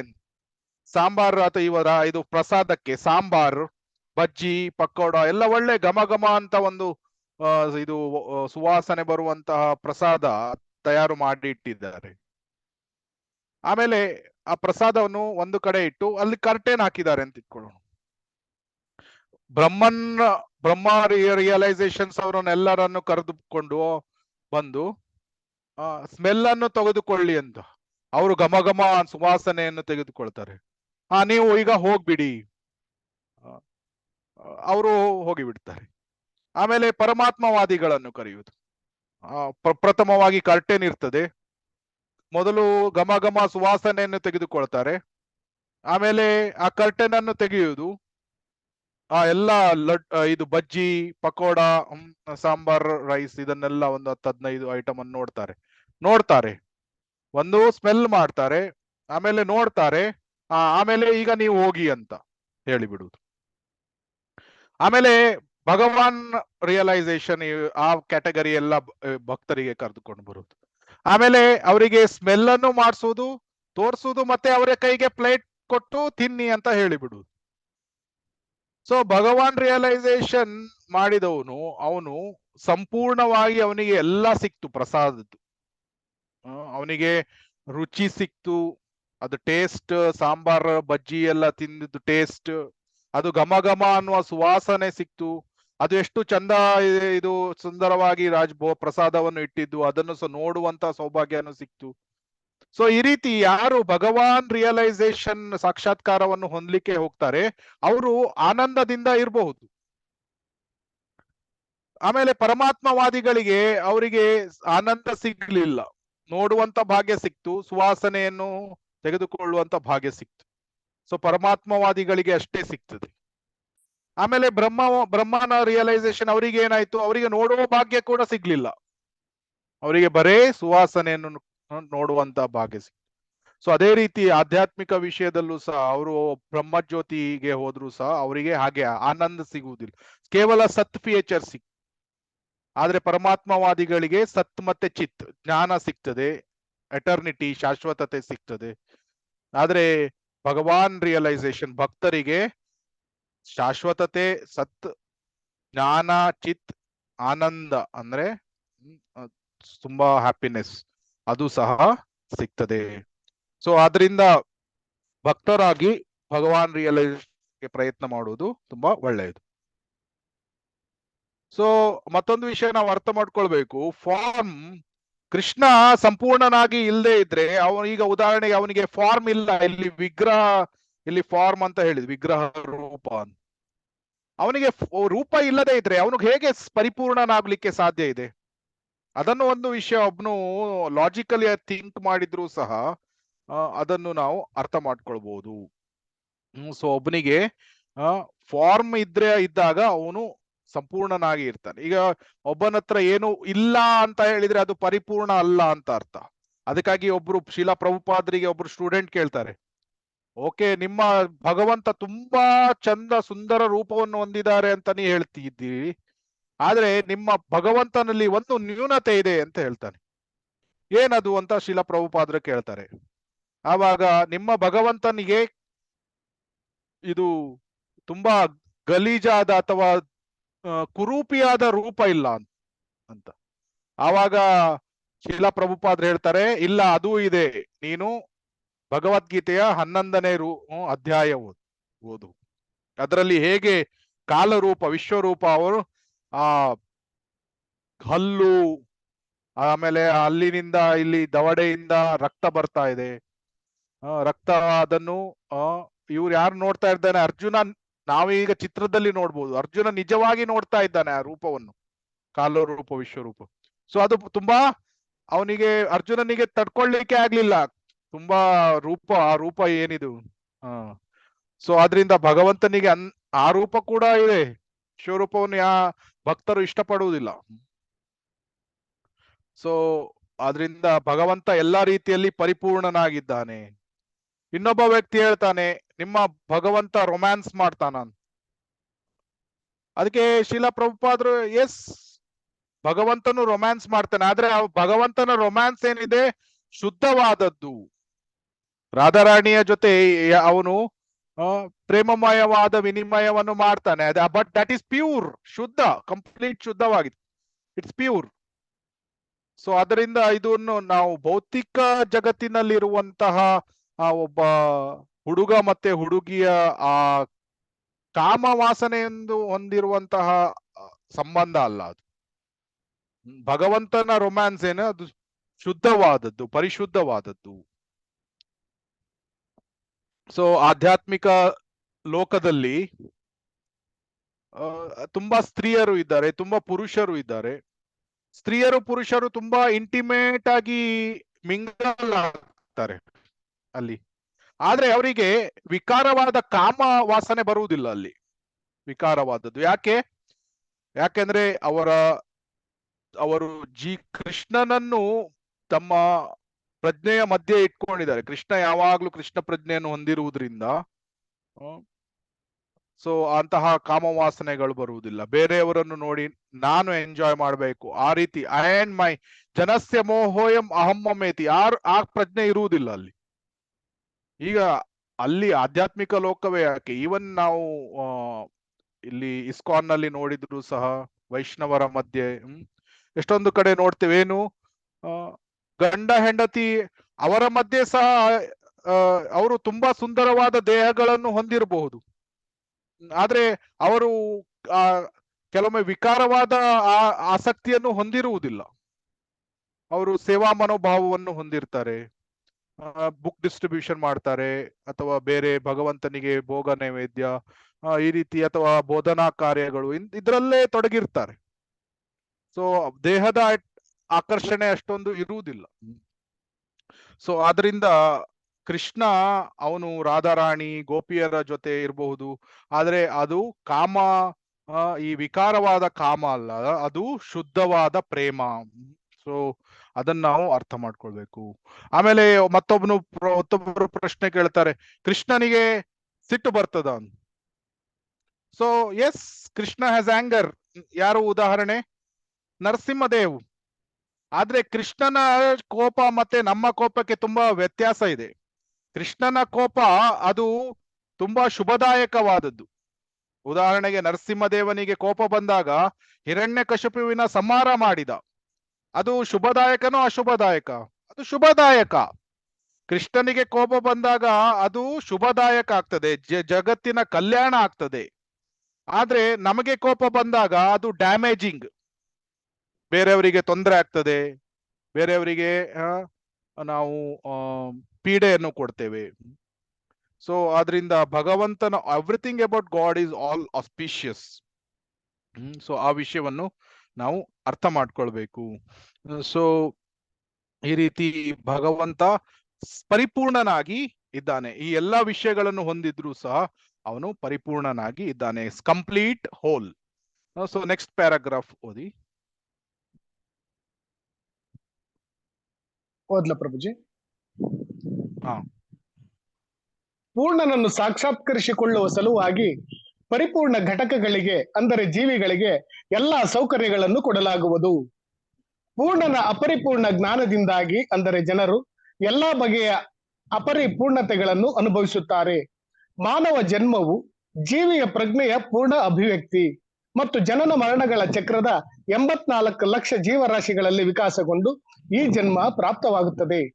ಸಂಪೂರ್ಣ ಪ್ರಜ್ಞೆಯಿಂದ ಅರಸಲಾಗಿರುವ ಮಾನವ ಜೀವನದ ಸಮಗ್ರದಲ್ಲಿ ತನ್ನ ಪೂರ್ಣತ್ವವನ್ನು ಸಾಕ್ಷಾತ್ಕರಿಸಿಕೊಳ್ಳದಿದ್ದರೆ ಅವನು ತನ್ನ ಪೂರ್ಣತೆಯನ್ನು ಸಾಕ್ಷಾತ್ಕರಿಸಿಕೊಳ್ಳುವ ಅವಕಾಶವನ್ನು ಕಳೆದುಕೊಂಡು ಭೌತ ಪ್ರಕೃತಿಯ ನಿಯಮದಂತೆ ಮತ್ತೆ ವಿಕಾಸ ಚಕ್ರಕ್ಕೆ ಅಂದರೆ ಜನನ ಮರಣ ಚಕ್ರಕ್ಕೆ ಬೀಳುತ್ತಾನೆ. ಹರೇ ಕೃಷ್ಣ ಪ್ರಭುಜಿ. ಹರೇ ಕೃಷ್ಣ. ಸೊ ಭಗವಂತನಿಗೆ ಅಚಿಂತ್ಯ ಶಕ್ತಿಗಳು ಇದೆ. ಆಧ್ಯಾತ್ಮಿಕ ಶಕ್ತಿಗಳು ಯಾವುದು? ಭಗವಂತನದ್ದು. ಭಗವಂತನ 3 ಆಧ್ಯಾತ್ಮಿಕ ಶಕ್ತಿಗಳು ಯಾವುದು? ಯಾರು ಹೇಳ್ತೀರಿ?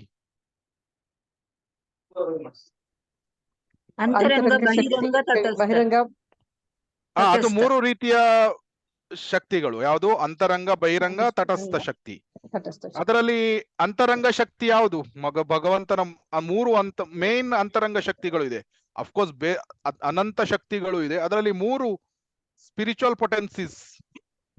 ಅದು ಭಗವಂತನ ಆಧ್ಯಾತ್ಮಿಕ ಜಗತ್ತು ಶ್ರೀಮತಿ ರಾಧಾರಾಣಿ ಶಕ್ತಿ, ಲಾದಿನಿ ಶಕ್ತಿ. ಶ್ರೀಮತಿ ರಾಧಾರಾಣಿ. ಆಮೇಲೆ ಸಂಧಿನಿ ಶಕ್ತಿ. ಹೌದು, ಸಂಧಿನಿ ಶಕ್ತಿ, ಸಂವಿತ್ ಶಕ್ತಿ. ಸಂಧಿನಿ, ಸಂವಿತ್, ಲಾದಿನಿ ಶಕ್ತಿ. ಅದು ಬಿಟ್ಟು ಈಗ ನಾವು ನೋಡಿದ್ವಿ ಅಂತರಂಗ, ಬಹಿರಂಗ, ತಟಸ್ಥ. ತಟಸ್ಥ ಯಾವುದು ಶಕ್ತಿ ಬರ್ತದೆ? ಇವೆರಡರ ಮಧ್ಯೆ ಇರ್ತಕ್ಕಂಥದ್ದು ನಾವಿರ್ತಕ್ಕಂಥದ್ದೇ ತಟಸ್ಥ ಶಕ್ತಿ. ಜೀವಾತ್ಮಗಳು, ನಮ್ಮಂತ ಜೀವಾತ್ಮಗಳು. ಅಫ್ಕೋರ್ಸ್ ಕೆಲವು ಅಂತರಂಗ ಜೀವಾತ್ಮರು ಇದ್ದಾರೆ. ಸೊ ನಾವು ತಟಸ್ಥ ಜೀವಾತ್ಮ. ಆಮೇಲೆ ನಾವು ನೋಡಿದ್ವಿ ಸಂಧಿನಿ, ಸಂಮಿತ್, ಲಾದಿನಿ. ಬೇರೆ ಬೇರೆ ಶಕ್ತಿಗಳು ಯಾವುದಿದೆ ಮತ್ತೆ? ಯಾವ್ಯಾವ ಶಕ್ತಿಗಳು ಗೊತ್ತು ಭಗವಂತನ ಶಕ್ತಿಗಳು? ನಾವು ಡಿಸ್ಕಸ್ ಮಾಡಿದ್ದೇವೆ ಇದನ್ನು. ಯಾವುದು ಹಿಂದಿನ ಕ್ಲಾಸಸ್ಗಳಲ್ಲಿ, ಮೋಸ್ಟ್ಲಿ ಭಕ್ತಿ ರಸಾಮೃತ ಸಿಂಧುವಲ್ಲಿ ಯಾವ ಶಕ್ತಿಗಳು ಇದೆ ಭಗವಂತನದ್ದು? ಇದು ಪ್ರಭು ಸೌಂದರ್ಯ, ಜ್ಞಾನ, ಜ್ಞಾನ ಶಕ್ತಿ ಇದೆ. ಶಕ್ತಿ. ಯಾವುದು? ಶಕ್ತಿನೂ ಒಂದು ಅಲ್ಲ ಪ್ರಭು? ಅದೇ ಶಕ್ತಿಯಲ್ಲಿ ಶಕ್ತಿ. ಅಚಿಂತ್ಯ ಶಕ್ತಿಗಳು ಇದೆ. ಯಾವ ಶಕ್ತಿಗಳು ಮೇನ್ ಇದೆ? ತುಂಬಾ ಶಕ್ತಿಗಳು ಇದೆ. ಇಚ್ಛಾಶಕ್ತಿ, ಭೂಶಕ್ತಿ, ಕ್ರಿಯಾಶಕ್ತಿ, ಜ್ಞಾನ ಶಕ್ತಿ, ಸಂಹಾರ ಶಕ್ತಿ, ಸಂಕಲ್ಪ ಶಕ್ತಿ, ಕೃಪಾಶಕ್ತಿ, ಲೀಲಾಶಕ್ತಿ, ಸ್ತ್ರೀ ಶಕ್ತಿ. ಸೊ ಈ ರೀತಿ ಭಗವಂತನಿಗೆ ಎಷ್ಟೊಂದು ಶಕ್ತಿಗಳು ಇದೆ. ನಾವು ಮೋಸ್ಟ್ಲಿ ಎಲ್ಲ ಡಿಸ್ಕಸ್ ಮಾಡಿಲ್ಲ, ಆದ್ರೂ ಸಹ ಹೇಗೆ ಯಶೋಧಾಮಯ್ಯ ಆ ಲೀಲೆಯಲ್ಲೆಲ್ಲ ಏನ್ ನೋಡಿದ್ವಿ, ವಿಸ್ಮಯ ಶಕ್ತಿ ಹೇಗೆ, ಅಥವಾ ಆಮೇಲೆ ಅವನ ಕೃಪಾಶಕ್ತಿ ಹೇಗೆ ಓವರ್ಕಮ್ ಆಗ್ತದೆ. ಅವಳು ಕಟ್ಲಿಕ್ಕೆ ಹೋಗ್ತಾಳೆ ಧಾಮ ಉದರ. ಆವಾಗ ಅವಳು ಸುಸ್ತಾಗಿರುವುದು, ಬೆವರು ಬರುವುದನ್ನು ನೋಡಿ ಕೃಪಾಶಕ್ತಿ ತೋರಿಸ್ತಾನೆ. ಸೊ ಆ ರೀತಿ ಅವನ ಅನೇಕ ಶಕ್ತಿಗಳು ಇದೆ ಭಗವಂತನ. ಮತ್ತೆ ಎಲ್ಲ ಶಕ್ತಿಗಳು ಕೃಷ್ಣನ ಅವನು ಯಾವಾಗ ನಮಗೆ ಸೇವೆಗಳನ್ನು ಕೊಡ್ತಾನೆ ಅಂತ ಕಾಯ್ತಾ ಇರ್ತಾರೆ ಶಕ್ತಿಗಳು. ಉದಾಹರಣೆಗೆ ಕೃಷ್ಣ ಅವನು ಯಾವುದು ಮಾಡ್ಬೇಕಾದ್ರೆ ಬರೇ ಇಚ್ಛೆಯನ್ನು ಮಾಡಿದ್ರೆ ಸಾಕು, ಇಚ್ಛಾಶಕ್ತಿಯಿಂದ. ಈಗ ಉದಾಹರಣೆಗೆ ಪೂತನೆಯನ್ನು ಕೊಲ್ಬೇಕು, ಸಂಹಾರ ಶಕ್ತಿ, ಅವಳು ಹೀಗೆ ಹೇಳಿಬಿಟ್ರೆ ಆಯ್ತು, ಹೋಗಿ ಪೂತನೆಯನ್ನು ಕೊಂದು. ಬಾಹ್ಯವಾಗಿ ನೋಡುವಾಗ ಕೃಷ್ಣ ಕೊಂದಾಗ, ಆದ್ರೆ ಎಲ್ಲ ಸಂಹಾರ ಶಕ್ತಿ ಕೊಂದು ಬಿಡ್ತದೆ. ಸೊ ಈ ರೀತಿ ಅನೇಕ ಶಕ್ತಿಗಳು ಇದೆ ಭಗವಂತನದ್ದು.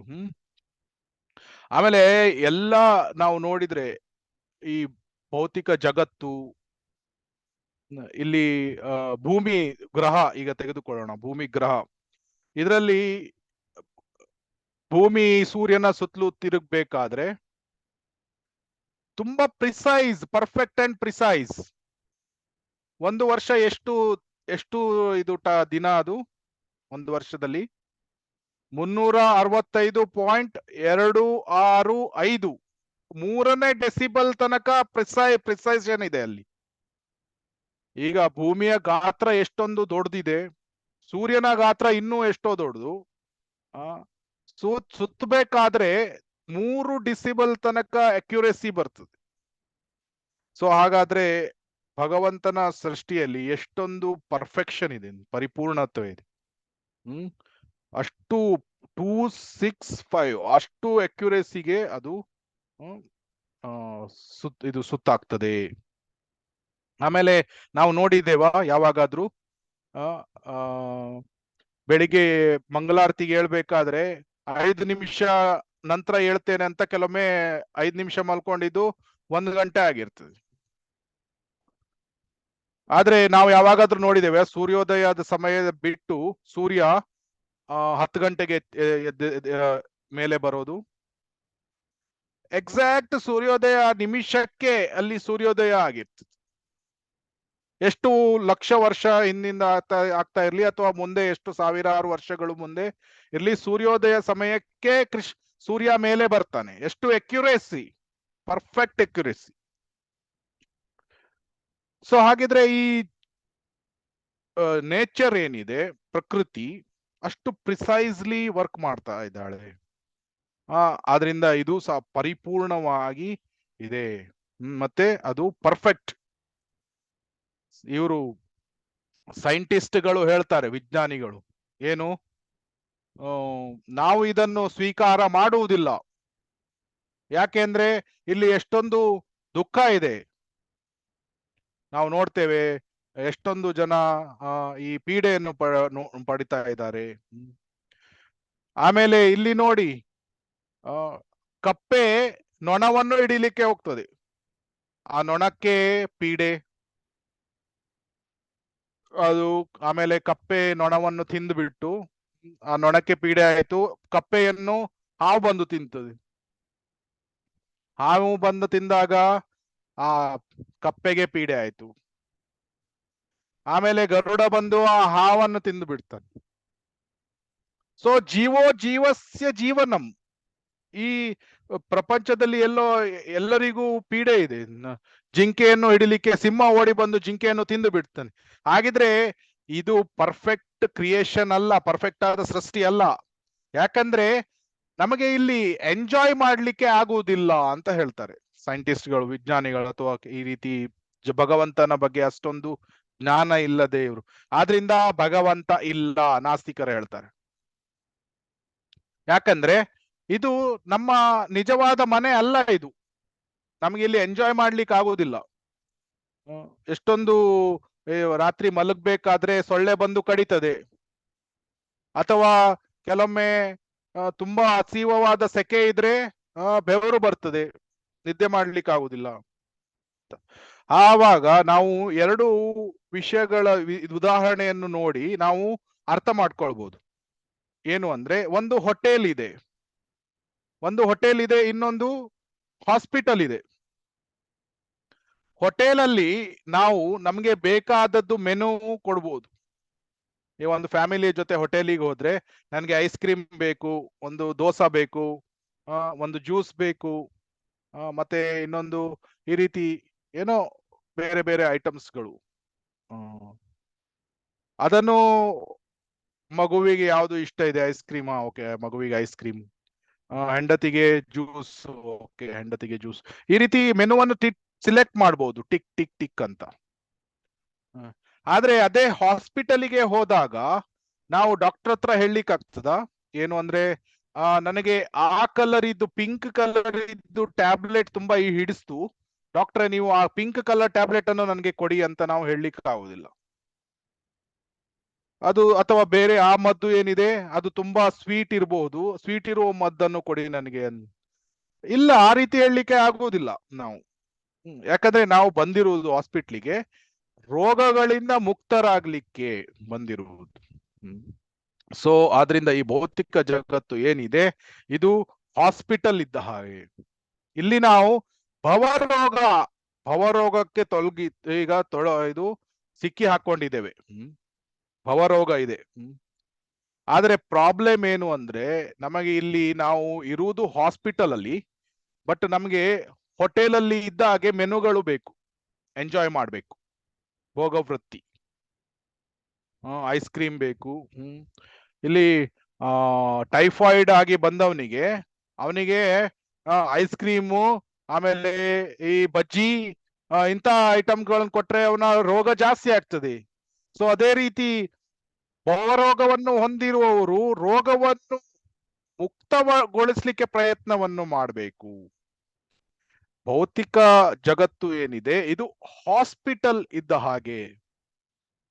ನಾವು ಇಲ್ಲಿ ಬಂದು ನಾವು ಎಂಜಾಯಿಂಗ್, ಭೋಗವೃತ್ತಿಯನ್ನು ಹೊಂದಿರುವುದಲ್ಲ, ಭೋಗವೃತ್ತಿಯಿಂದ ನಿವಾರಣೆಯನ್ನು ಹೊಂದಬೇಕು, ಆ ಭವರೋಗದಿಂದ ನಿವಾರಣೆಯನ್ನು ಹೊಂದಬೇಕು. ಸೊ ಈ ಜಗತ್ತು ಕೂಡ ಅದೇ ರೀತಿ ಡಿಸೈನ್ ಮಾಡಿದ್ದಾರೆ. ಏನು, ನಾವು ಯಾವಾಗ ಕೆಟ್ಟ ವಿಷಯಗಳಕ್ಕೆ ಹೋಗ್ತೇವೆ, ಆವಾಗ, ಅಥವಾ ತುಂಬಾ ಭೋಗವೃತ್ತಿಯನ್ನು ಹೊಂದಿರ್ತೇವೆ, ಆವಾಗ ನಮಗೆ ಪನಿಷ್ಮೆಂಟ್ ವಿ ಗಾಟ್ ಪನಿಶ್, ಶಿಕ್ಷೆ ಸಿಗ್ತದೆ ಕೆಲವೊಮ್ಮೆ. ಅಥವಾ ನಾವು ಒಳ್ಳೆಯ ರೀತಿಯಲ್ಲಿ ಅದೇ ರೀತಿ ಒಳ್ಳೆ ರೀತಿಯ ಕೆಲಸವನ್ನು ಮಾಡಿದ್ರು ಸಹ ನಮ್ಗೆ ಅವಾರ್ಡ್ ಕೂಡ ಸಿಗ್ತದೆ. ಉದಾಹರಣೆಗೆ ವೇದಿಕ್ ಮಂತ್ರಗಳನ್ನು ಹೇಳಿದ್ರೆ, ಅಥವಾ ನ್ಯಾಚುರಲ್ ಲೈಫ್ ಸ್ಟೈಲ್, ಏನು ನಾವು ಧಾನ್ಯವನ್ನು ತಿಂತೇವೆ, ಫಲವನ್ನು ತಿಂತೇವೆ, ಅಥವಾ ಯೋಗಾಸನಗಳನ್ನು ಮಾಡ್ತೇವೆ, ಆಯುರ್ವೇದಿಕ್ ಇದನ್ನು ತಿನ್ಬಹುದು, ಅಥವಾ ಸ್ವಿಮ್ಮಿಂಗ್ ಮಾಡಬಹುದು.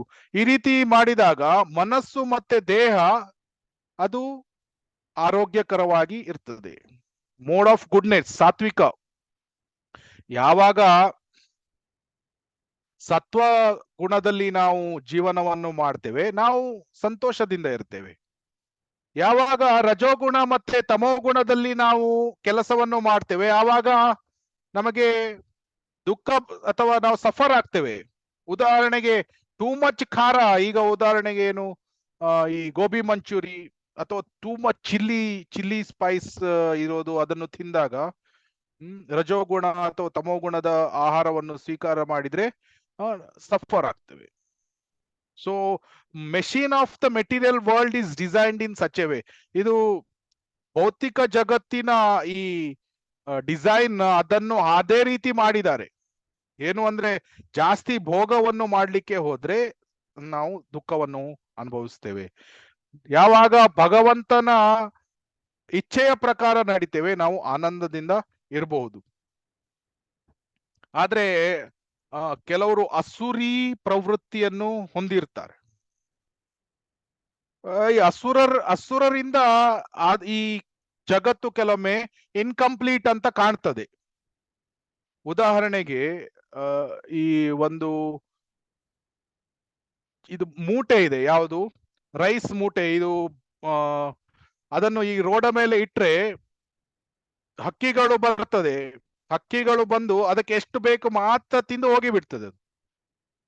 ಅಥವಾ ಬೇರೆ ಯಾವುದು ತಿನ್ಲಿಕ್ಕೆ ಈಗ ದನ ಬಂದು ಅಥವಾ ಏನಾದ್ರು ಬಂದು ತಿಂದ್ರೆ ಅದಕ್ಕೆ ಎಷ್ಟು ಬೇಕು ಅಷ್ಟು ತಿಂದು ತಗೊಂಡು ಅದು ಹೋಗಿ ಬಿಡ್ತದೆ.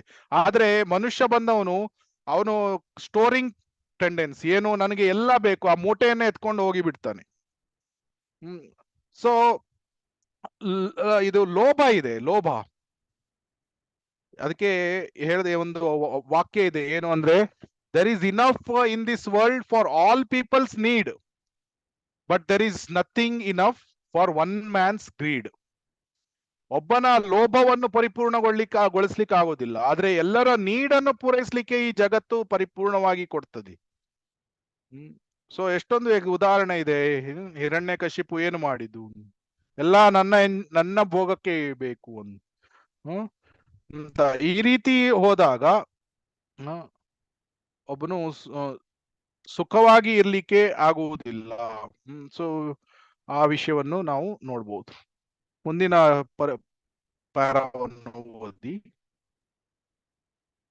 ಹರೇ ಕೃಷ್ಣ ಪ್ರಭುಜಿ. ನಮ್ಮ ಬದುಕಿನ ಉಳುವಿಗೆ ಪ್ರಕೃತಿಯಲ್ಲೇ ಪೂರ್ಣ ವ್ಯವಸ್ಥೆ ಇದೆ ಎಂಬುದು ನಮಗೆ ಗೊತ್ತಿಲ್ಲವಾದ್ದರಿಂದ ನಾವು ಇಂದ್ರಿಯ ಸುಖವೆಂಬ ಪೂರ್ಣವೆನ್ನಲಾದ ಜೀವನವನ್ನು ಸೃಷ್ಟಿಸುವ ಸಲುವಾಗಿ ಪ್ರಕೃತಿಯ ಸಂಪನ್ಮೂಲಗಳನ್ನು ಬಳಸಿಕೊಳ್ಳಲು ಪ್ರಯತ್ನಗಳನ್ನು ಮಾಡುತ್ತೇವೆ. ಪೂರ್ಣನೊಂದಿಗೆ ಸಮನ್ವಯಗೊಳಿಸದೆ ಜೀವಿಯು ಇಂದ್ರಿಯಗಳ ಸುಖವನ್ನು ಅನುಭವಿಸಲು ಸಾಧ್ಯವಿಲ್ಲವಾದ್ದರಿಂದ ಇಂದ್ರಿಯ ಸುಖವೆಂಬ ಭ್ರಮಾಜೀವನವು ಮಾಯೆ ಎಂದು ಪರಿಗಣಿಸಲಾಗಿದೆ. ದೇಹದ ಕೈ ದೇಹಕ್ಕೆ ಸೇರಿರುವವರೆಗೆ ಮಾತ್ರ ಅದು ಸಂಪೂರ್ಣವಾದ ಕೈಯಾಗಿರುತ್ತದೆ. ಕೈಯನ್ನು ದೇಹದಿಂದ ಕತ್ತರಿಸಿದಾಗಲೂ ಅದು ಕೈಯ ಹಾಗೆಯೇ ಕಾಣಬಹುದು, ಆದರೆ ಅದಕ್ಕೆ ಕೈನ ಯಾವ ಶಕ್ತಿಗಳು ಇರುವುದಿಲ್ಲ. ಅದೇ ರೀತಿ ಜೀವಿಗಳು ಪೂರ್ಣನ ವಿಭಿನ್ನ ಅಂಶಗಳು.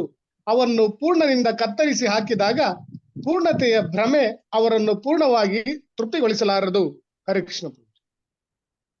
ಮತ್ತೆ ಮುಂದಿನದು ಓದಿ ಮುಗಿಸಿಬಿಡಿ ಮತ್ತೆ ಪ್ರಭುಜಿ. ಹಾ ಪ್ರಭುಜಿ. ಸಣ್ಣದಿದೆ. ಮಾನವ ಜೀವನದ ಪರಿಪೂರ್ಣತೆಯನ್ನು ಒಬ್ಬನು ಅರಿಯಬೇಕಾದರೆ ಅವನು ಪೂರ್ಣನ ಸೇವೆಯಲ್ಲಿ ತೊಡಗಿದಾಗ ಮಾತ್ರ ಸಾಧ್ಯ. ಈ ಜಗತ್ತಿನಲ್ಲಿ ಎಲ್ಲಾ ಸೇವೆಗಳು, ಅವು ಸಾಮಾಜಿಕವಾಗಿರಲಿ, ರಾಜಕೀಯವಾಗಿರಲಿ, ಜಾತಿ ಸಂಬಂಧದ್ದಾಗಿರಲಿ, ಅಂತಾರಾಷ್ಟ್ರೀಯವಾಗಿರಲಿ, ಇಲ್ಲವೇ ಅಂತರಗ್ರಹದ್ದಾಗಿರಲಿ, ಅವು ಪೂರ್ಣನೊಂದಿಗೆ ಸಮನ್ವಯಗೊಳಿಸುವವರೆಗೆ ಅಪರಿಪೂರ್ಣವಾಗಿಯೇ ಉಳಿಯುತ್ತವೆ. ಪ್ರತಿಯೊಂದನ್ನು ಪರಿಪೂರ್ಣನೊಂದಿಗೆ ಬೆಸೆದಾಗ ಬೆಸೆದ ವಿಭಿನ್ನ ಅಂಶಗಳು ಸ್ವತಃ ಪೂರ್ಣಗೊಳ್ಳುವವು. ಹರೇ ಕೃಷ್ಣ ಪ್ರಭು. ಧನ್ಯವಾದ ಪ್ರಭು. ಧನ್ಯವಾದ ಪ್ರಭುಜಿ. ಸೊ ಅದರಿಂದ ಈ ಪ್ರತಿಯೊಂದು ಸಂಪೂರ್ಣವಾಗಿಯೇ ಇದೆ. ಇನ್ಫ್ಯಾಕ್ಟ್ ಭಗವಂತನ ಎಲ್ಲಾ ಸೃಷ್ಟಿಗಳು ಅಥವಾ ಜೀವಾತ್ಮ ಸಂಪೂರ್ಣವಾಗಿದ್ದಾನೆ. ಸೊ ಜೀವಸ್ಯ ಜೀವನಂ ಯಾಕೆ ಇದೆ ಅದನ್ನು ಅರ್ಥ ಮಾಡ್ಕೊಂಡ್ರು ಸಹ ನಮಗೆ ಭಗವಂತನ ಸೃಷ್ಟಿ ಕೂಡ ಸಂಪೂರ್ಣವಾಗಿದೆ ಅಂತ ಗೊತ್ತಾಗ್ತದೆ. ಉದಾಹರಣೆಗೆ ನಮಗೆ ಪ್ರೀತಿಯನ್ನು ಮಾಡ್ಲಿಕ್ಕೆ ನಮ್ಮ ರಿಲೇಟಿವ್ಸ್ ಗಳು ಇದ್ದಾರೆ, ನಮ್ಮ ತಂದೆ ತಾಯಿ ಇರ್ಬೋದು, ಅವರು ಪ್ರೀತಿಯನ್ನು ಕೊಡ್ತಾರೆ. ಆವಾಗ ನಮಗೆ ಒಂದು ರೀತಿಯ ಸೆಕ್ಯೂರಿಟಿ, ನಾವು ಸೇಫ್ ಆಗಿದ್ದೇವೆ ಅಂತ ಒಂದು ಭಾವನೆ ಬರ್ತದೆ. ಭಗವಂತ ಯಾಕೆ ಈ ಸೆಕ್ಯೂರಿಟಿಯನ್ನು ಕೊಡ್ತಾನೆ? ಉದಾಹರಣೆಗೆ ಒಂದು ಮಗು ತಾಯಿಯ ಜೊತೆ ಇದ್ದಾಗ ಸಂಪೂರ್ಣವಾಗಿ ಸೇಫ್ ಅಂತ ಆಲೋಚನೆ ಮಾಡ್ತಾನೆ ಮಗು. ಅದೇ ರೀತಿ ಯಾಕೆ ಆ ಭಾವವನ್ನು ನೀಡ್ತಾನೆ? ಯಾಕೆಂದ್ರೆ ನಮ್ಗೆ ಭೌತಿಕ ಲೋಕದಲ್ಲಿ ಒಂದು ಸ್ಟೆಬಿಲಿಟಿ ಬೇಕು ನಮ್ಗೆ. ಆಮೇಲೆ ಜೀವಸ್ಯ ಜೀವನಂ ಪ್ರಿನ್ಸಿಪಲ್ ಯಾತಕ್ಕೆ ಅಂದ್ರೆ ಈ ಜಗತ್ತು ನಾವು ಇರುವಂತಹ ಸ್ಥಳ ಅಲ್ಲ, ಇದು ನಮಗೆ ಅಪರಿಚಿತವಾದ ಸ್ಥಳ, ಏಲಿಯನ್ ಪ್ಲೇಸ್. ಆದ್ರಿಂದ ನಾವು ಇಲ್ಲಿ ಅಶಾಶ್ವತವಾಗಿ ಕೆಲವೇ ದಿನಗಳಿಗೆ ಇದ್ದೇವೆ. ಇಲ್ಲಿ ನಮ್ಮ ಕಾರ್ಯವನ್ನು ಮುಗಿಸಿ ನಾವು ಮರಳಿ ಭಗವದ್ಧಾಮಕ್ಕೆ, ವೈಕುಂಠ ಧಾಮಕ್ಕೆ, ಗೋಲೋಕ ಧಾಮಕ್ಕೆ ಹೋಗ್ಬೇಕು. ಅದಕ್ಕಾಗಿ ಜೀವಸ್ಯ ಪ್ರಿನ್ಸಿಪಲ್ ತತ್ವ ಏನು ಇದೆ ಅದು. ಆವಾಗ ನಾವು ಏನು ಸಾಕ್ಷಾತ್ಕಾರ ಮಾಡಿಕೊಳ್ತೇವೆ. ಇದು ಜನ್ಮ ಮತ್ತೆ ಜನ್ಮ ಮೃತ್ಯು ಸಿಗ್ತದೆ. ಆ ಜನ್ಮ ಮತ್ತೆ ಮೃತ್ಯುವಿನ ಮಧ್ಯೆ ನಮಗೆ ರೋಗ ರುಜಿನಗಳು, ಅಥವಾ ಈ ಪ್ರಾಣಿಗಳ ಜೀವನದಲ್ಲಿ ಕಪ್ಪೆಗೆ ಹಾವು ತಿಂತದೆ, ಹಾವಿಗೆ ಮತ್ತೆ ಗರುಡ ತಿಂತದೆ. ಸೊ ಇಲ್ಲಿ ಪದಂ ಯದ್ವಿಪದಂ ನ ತೇಷಾಂ, ಹೆಜ್ಜೆಯಲ್ಲಿ ನಮಗೆ ಡೇಂಜರ್ ಇದೆ. ಇದನ್ನು ಅರ್ಥ ಮಾಡಿಕೊಂಡು ಒಬ್ನು ವೈಕುಂಠ ಧಾಮಕ್ಕೆ ಹೋಗ್ಲಿಕ್ಕೆ ಪ್ರಯತ್ನವನ್ನು ಮಾಡ್ತಾನೆ. ಸೊ ಎರಡು ವಿಷಯಗಳು ಇದೆ. ನಮಗೆ ಸಂಬಂಧಿಕರ ಪ್ರೀತಿ ಸಿಗ್ತದೆ, ಸ್ಟೆಬಿಲಿಟಿ ಸಿಗ್ಲಿಕ್ಕೆ. ಆಮೇಲೆ ಆ ಸ್ಟೆಬಿಲಿಟಿಯನ್ನು ಹೊಂದಿದ್ದು ನಮಗೆ ಪಿಂಚ್ ಕೂಡ ಇದೆ ಒಂದು, ಏನು ಜೀವಸ್ಯ ಜೀವನಂ, ಇಲ್ಲಿ ಡೇಂಜರ್ ಇದೆ. ಸ್ವಲ್ಪ ಪಿಂಚ್ ಸಿಕ್ಕಿದಾಗ ನಾವು ಓಕೆ ವೈಕುಂಠಕ್ಕೆ ಹೋಗೋಣ, ಇಲ್ಲಿ ನಮಗೆ ಸುಖದಿಂದ ಇರ್ಲಿಕ್ಕೆ ಆಗುವುದಿಲ್ಲ ಅಂತ ಆಲೋಚನೆ ಮಾಡ್ತೇವೆ. ಸೊ ಆ ರೀತಿಯಲ್ಲಿ ನೋಡಿದಾಗ ಭೌತಿಕ ಜಗತ್ತು ಕೂಡ ಪರಿಪೂರ್ಣವಾಗಿ ಇದೆ, ಇಟ್ಸ್ ಕಂಪ್ಲೀಟ್. ಸೊ ಆದ್ದರಿಂದ ನಾವು ಯಾವ ದೃಷ್ಟಿಯಿಂದ ನೋಡಿದ್ರೂ ಕೂಡ ಸೃಷ್ಟಿ ಕೂಡ ಸಂಪೂರ್ಣವಾಗಿದೆ, ಜೀವಾತ್ಮಗಳು ಸಂಪೂರ್ಣರಾಗಿದ್ದಾರೆ. ಮತ್ತೆ ನಾವು ನೋಡ್ತೇವೆ ಇಲ್ಲಿ ನಮಗೆ ನಮ್ಮ ನೆಸೆಸಿಟೀಸ್ಗಳು ಏನಿದೆ ಅದಕ್ಕೆಲ್ಲ ಭಗವಂತ ನೀಡಿದ್ದಾನೆ. ತಿನ್ಲಿಕ್ಕೆ ಆಹಾರ, ಧಾನ್ಯ, ಇದು ರೈಸ್ ಇದೆ, ಆಮೇಲೆ ದನ ಮಿಲ್ಕ್ ಹಾಲನ್ನು ನೀಡ್ತದೆ. ಅಥವಾ ನಮ್ಗೆ ನಿಲ್ಲಿಕ್ಕೆ ಮನೆಗೆ ಈ ಮನೆ ಕಟ್ಲಿಕ್ಕೆ ಎಲ್ಲಾ ಸಾಮಗ್ರಿಗಳನ್ನು ನೀಡಿದ್ದಾನೆ. ಸಿಮೆಂಟ್ ಬರ್ತದೆ, ಅಥವಾ ಅಲ್ಲಿ ಏನು ನೀರು, ಬೆಳಕು ನೀಡಿದ್ದಾನೆ. ಸೊ ಈ ರೀತಿ ಸೃಷ್ಟಿಯ ಎಲ್ಲಾ ವಿಷಯಗಳು ಸಂಪೂರ್ಣವಾಗಿದೆ. ಆದ್ರಿಂದ ಈ ಇನ್ವೋಕೇಶನ್ ಮಂತ್ರದ ಪ್ರಕಾರ ಪೂರ್ಣಸ್ಯ ಪೂರ್ಣಮಾದಾಯ ಪೂರ್ಣಮೇವ ವಶಿಷ್ಯತೆ. ಸೊ ಎಲ್ಲಾ ಸಂಪೂರ್ಣವಾಗಿ ಇದೆ. ಅದಕ್ಕೆ ಇನ್ನೊಂದು ಉದಾಹರಣೆಯನ್ನು ನೋಡಿದಾಗ, ಜೀವಾತ್ಮ ಯಾವಾಗ ಇದು ಭಗವಂತನ ಜೊತೆ ಇರ್ತಾನೆ ಆವಾಗ ಅವನು ಸಹ ಪರಿಪೂರ್ಣವಾಗಿ ಇರಬಹುದು. ಆದ್ರೆ ಭೌತಿಕ ಲೋಕಕ್ಕೆ ಬಂದಾಗ ಹೇಗೆ ಒಂದು ಈ ಬೆಂಕಿ ಇದೆ, ಬೆಂಕಿಯಿಂದ ಆ ಬೆಂಕಿಯ ಕಿಡಿಗಳು ಬೆಂಕಿಯಿಂದ ಸಪರೇಟ್ ಆದಾಗ ಅದು ಆರಿ ಹೋಗಿ ಬಿಡ್ತದೆ. ಅದೇ ರೀತಿ ಇಲ್ಲಿ ಭಾವಾರ್ಥದಲ್ಲಿ ಏನು ಉದಾಹರಣೆ ಕೊಡ್ತಾರೆ, ಒಂದು ಕೈ, ನಮ್ಮ ಕೈ ಯಾವ ಕೆಲಸವನ್ನು ಮಾಡ್ಬೋದು, ತಿನ್ಬಹುದು, ಅಥವಾ ಯಾರಾದ್ರೂ ನಮಗೆ ಹೊಡಿಲಿಕ್ಕೆ ಬಂದ್ರೆ ಅವರನ್ನು ನಿಲ್ಲಿಸಬಹುದು, ಅಥವಾ ನಾವು ಮತ್ತೆ ಅವರಿಗೆ ಹೊಡಿಬಹುದು. ನಾವು ದೇಹವನ್ನು ಕ್ಲೀನ್ ಮಾಡ್ಲಿಕ್ಕೆ ಉಪಯೋಗಿಸ್ತೇವೆ, ಜಪ ಮಾಡ್ಲಿಕ್ಕೆ ಉಪಯೋಗಿಸ್ತೇವೆ, ಬರಿಲಿಕ್ಕೆ ಉಪಯೋಗಿಸ್ತೇವೆ, ಕಂಪ್ಯೂಟರ್ ಉಪಯೋಗಿಸ್ಲಿಕ್ಕೆ ಅದನ್ನು ಕೈಯನ್ನು ಉಪಯೋಗಿಸ್ತೇವೆ. ಈ ರೀತಿ ಕೈ ಎಷ್ಟೊಂದು ಕೆಲಸಗಳನ್ನು ಮಾಡಬಹುದು. ಹಾಗಂತ ಒಬ್ನು ಆಲೋಚನೆ ಮಾಡಿದ್ರೆ, ಇದು ತುಂಬಾ ಕೆಲಸವನ್ನು ಮಾಡ್ತದೆ, ನಾನು ಅವನ ಕೈಯನ್ನು ತೆಗೆದುಕೊಳ್ತೇನೆ ಅಂತ ಅವನ ಕೈಯನ್ನು ಕಟ್ ಮಾಡಿದ್ರೆ ಅದು ಯಾವುದೇ ಪ್ರಯೋಜನಕ್ಕೆ ಬರುವುದಿಲ್ಲ. ಆದ್ರಿಂದ ಯಾವಾಗ ಕೈ ದೇಹದ ಜೊತೆ ಕನೆಕ್ಟ್ ಆಗಿರ್ತದೆ, ಅದಕ್ಕೆ ಕನೆಕ್ಷನ್, ಆ ಸಂಬಂಧ ಏನಿದೆ, connection, that is very important. ಜೀವಾತ್ಮ ಭಗವಂತನ ಜೊತೆ ಕನೆಕ್ಟ್ ಆಗಿ ಇದ್ದಾಗ ಆನಂದದಿಂದ ಇರಬಹುದು. ಕನೆಕ್ಷನ್ ಅದು ಇಂಪಾರ್ಟೆಂಟ್.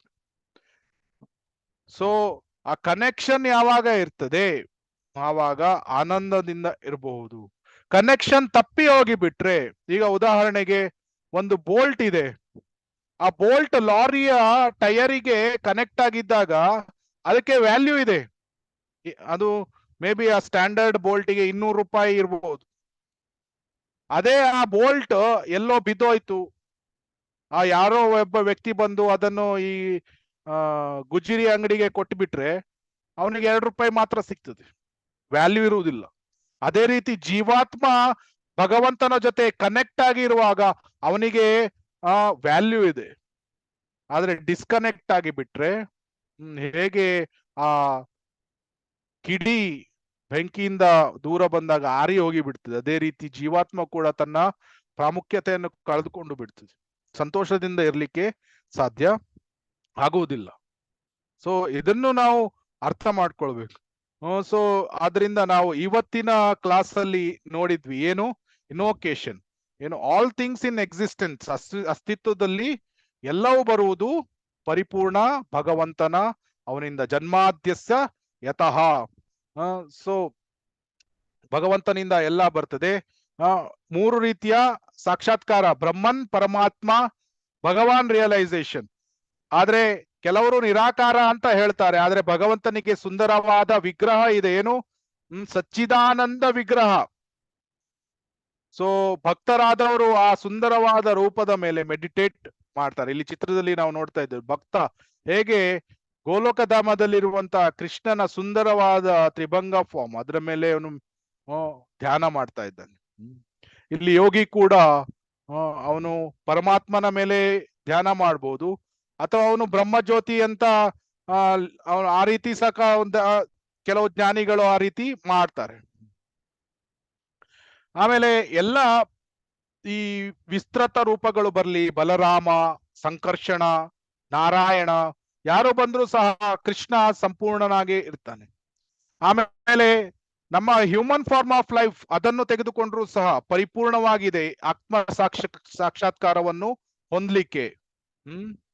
ನಮಗೆ ಈ ಭಗವದ್ಧಾಮಕ್ಕೆ ಹೋಗ್ಲಿಕ್ಕೆ ಏನೇನು ಬೇಕು ಎಲ್ಲಾ ಸೌಲಭ್ಯಗಳನ್ನು ಭಗವಂತ ನೀಡ್ತಾನೆ, ಆದ್ರಿಂದ ಅದು ಕೂಡ ಪರಿಪೂರ್ಣವಾಗಿದೆ.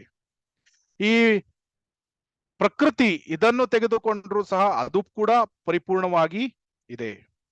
ಸೊ ಆದ್ರಿಂದ ಎಲ್ಲ ಯಾವ ದೃಷ್ಟಿಯಿಂದ ನೋಡಿದ್ರು ಸಹ ಎಲ್ಲವೂ ಪರಿಪೂರ್ಣವಾಗಿ ಇದೆ.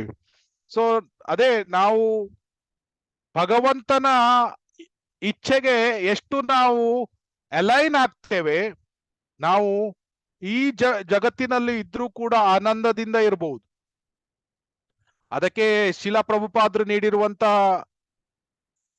ತುಂಬಾ ಸುಲಭವಾದ ಫಾರ್ಮುಲಾ ಯಾವುದು, ಸಿಂಪಲ್ ಲಿವಿಂಗ್, ಹೈ ಥಿಂಕಿಂಗ್. ಒಬ್ಬನ ಜೀವನ ಸಿಂಪಲ್ ಆಗಿದ್ರೆ, ಸರಳವಾಗಿ ಇದ್ರೆ, ಅವನ ಇದು ವಿಚಾರಗಳು ಹೈ ಥಿಂಕಿಂಗ್, ತುಂಬಾ ಭಗವದ್ಧಾಮದ ಬಗ್ಗೆ, ಭಗವಂತನ ಬಗ್ಗೆ ಆಲೋಚನೆ ಮಾಡ್ತಾ ಇದ್ರೆ ಅವನು ಈ ಭಕ್ತಿ ಸೇವೆಯನ್ನು ಅಭ್ಯಾಸ ಮಾಡಿ ಈ ಜಗತ್ತಿನಲ್ಲೂ ಕೂಡ ಅವನು ಸಂತೋಷದಿಂದ ಇರಬಹುದು. ಆದ್ರಿಂದ ಯಾರು ಕೃಷ್ಣ ಪ್ರಜ್ಞೆಯನ್ನು ಗಂಭೀರತೆಯಿಂದ ಮತ್ತೆ ಪ್ರಾಮಾಣಿಕತೆಯಿಂದ ಅಭ್ಯಾಸ ಮಾಡ್ತಾರೆ ಅವರು ಆನಂದದಿಂದ ಸಂತೋಷದಿಂದ ಇರ್ತಾರೆ, ಹ್ಯಾಪಿ ಡಿವೋಟಿ. ಆದ್ರೆ ನಾವು ಸರಿಯಾಗಿ ಅಭ್ಯಾಸ ಮಾಡುವುದಿಲ್ಲ, ಸರಿಯಾಗಿ ಜಪ ಮಾಡುವುದಿಲ್ಲ, ಆವಾಗ ಮೊರೋಸ್ ಆಗಿರ್ಬೋದು, ಅಥವಾ ಯಾವಾಗ್ಲೂ ಆ ಚಿಂತೆ ಈ ಚಿಂತೆ, ಭಗವಂತನನ್ನು ಸರಿಯಾಗಿ ನೋಡ್ಕೊಳ್ಳುವುದಿಲ್ಲ, ಈ ರೀತಿ ಆಲೋಚನೆ ಮಾಡ್ಬೋದು. ಅದರಿಂದ ಯಾವಾಗ್ಲೂ ನಾವು ಭಗವಂತನ ಮೇಲೆ ಸಂಪೂರ್ಣ ಅವಲಂಬಿತ ಆಗಿದ್ದು ಈ ಶಿಲಾ ಪ್ರಭುಪಾದರು ಯಾವ ಮಾರ್ಗವನ್ನು ನೀಡಿದ್ದಾರೆ ಅದನ್ನು ಸರಿಯಾಗಿ ಅಭ್ಯಾಸ ಮಾಡಬೇಕು. ಎಸ್ಪೆಷಲಿ ಜಪ, ಹರೇ ಕೃಷ್ಣ ಕೃಷ್ಣ ಕೃಷ್ಣ ಹರೇ ಹರೇ, ಹರೇ ರಾಮ ರಾಮ ರಾಮ ಹರೇ ಹರೇ. ಈ ಜಪ ಸರಿಯಾಗಿ ಜಪವನ್ನು ಮಾಡ್ಬೇಕು ಪ್ರತಿದಿನ, ಎಸ್ಪೆಷಲಿ ಮಾರ್ನಿಂಗ್ ಅಲ್ಲಿ ಏಕಾಗ್ರ ಚಿತ್ತತೆಯಿಂದ ಸರಿಯಾಗಿ ಅದನ್ನು ಕೇಳಿಕೊಂಡು ಜಪವನ್ನು ಮಾಡ್ಬೇಕು. ಅಪರಾಧಗಳಿಂದ ಮುಕ್ತರಾಗಿ ಜಪ, ಸಾಧನವನ್ನು ಸ್ಟ್ರಾಂಗ್ ಆಗಿ ಇಟ್ಟು ಅದು ನಮ್ಮ ಹೃದಯ ಯಾವಾಗ ಚೇತೋದರ್ಪಣ ಮಾರ್ಜನಂ ಆಗ್ತದೆ, ಆವಾಗ ನಾವು ಶುದ್ಧರಾದ ಹಾಗೆ, ಜಾಸ್ತಿ ಎಷ್ಟು ಶುದ್ಧರಾಗಿ ಇರ್ತೇವೆ ಅಷ್ಟು ಆನಂದದಿಂದ ಇರ್ತೇವೆ. ಸಂಪೂರ್ಣರಾಗಿ ಶುದ್ಧರಾದಾಗ ಬ್ರಹ್ಮಭೂತ ಪ್ರಸನ್ನಾತ್ಮ ನ ಶೋಚತಿ ನ ಕಾಂಕ್ಷತಿ. ಸೊ ಯಾವಾಗ ಸಂಪೂರ್ಣರಾಗಿ ಶುದ್ಧರಾಗಿರ್ತೇವೆ, ಶುದ್ಧ ಭಕ್ತರು ಆನಂದದಿಂದ ಇರ್ತಾರೆ, ಬ್ಲಿಸ್ಫುಲ್. ಸೊ ಅದರಿಂದ ಅದನ್ನೇ ನಾವು ಇಲ್ಲಿ ನಮ್ಮ ಮನುಷ್ಯ ಜನ್ಮ ಅದಕ್ಕಾಗಿ ಇದೆ. ಸೊ ಭಗವಂತ ಆ ರೀತಿಯ ಸ್ಥಿತಿಯನ್ನು ತಲುಪಲಿಕ್ಕೆ ನಮಗೆ ಸಂಪೂರ್ಣವಾಗಿ ಎಲ್ಲವನ್ನು ನೀಡಿದ್ದಾನೆ. ಸೊ ಎಲ್ಲಾ ಆಂಗಲ್ ಅಲ್ಲಿ ಅಬ್ಸಲ್ಯೂಟ್ ಟ್ರೂತ್, ಪರಮ ಸತ್ಯ, ಸಂಪೂರ್ಣ, ಪರಿಪೂರ್ಣ, ಇದನ್ನು ನಾವು ಅರ್ಥ ಮಾಡ್ಕೊಳ್ಬಹುದು. ಹರೇ ಕೃಷ್ಣ ಕೃಷ್ಣ ಕೃಷ್ಣ ಹರೇ ಹರೇ, ಹರೇ ರಾಮ ರಾಮ ರಾಮ ಹರೇ ಹರೇ. ಏನಾದ್ರೂ ಪ್ರಶ್ನೆಗಳು ಏನಾದ್ರೂ ಇದೆಯಾ ಅಥವಾ ಕಮೆಂಟ್ಸ್, ಕರೆಕ್ಷನ್ಸ್ ಏನಾದ್ರೂ ಇದ್ರೆ ಹೇಳ್ಬಹುದು.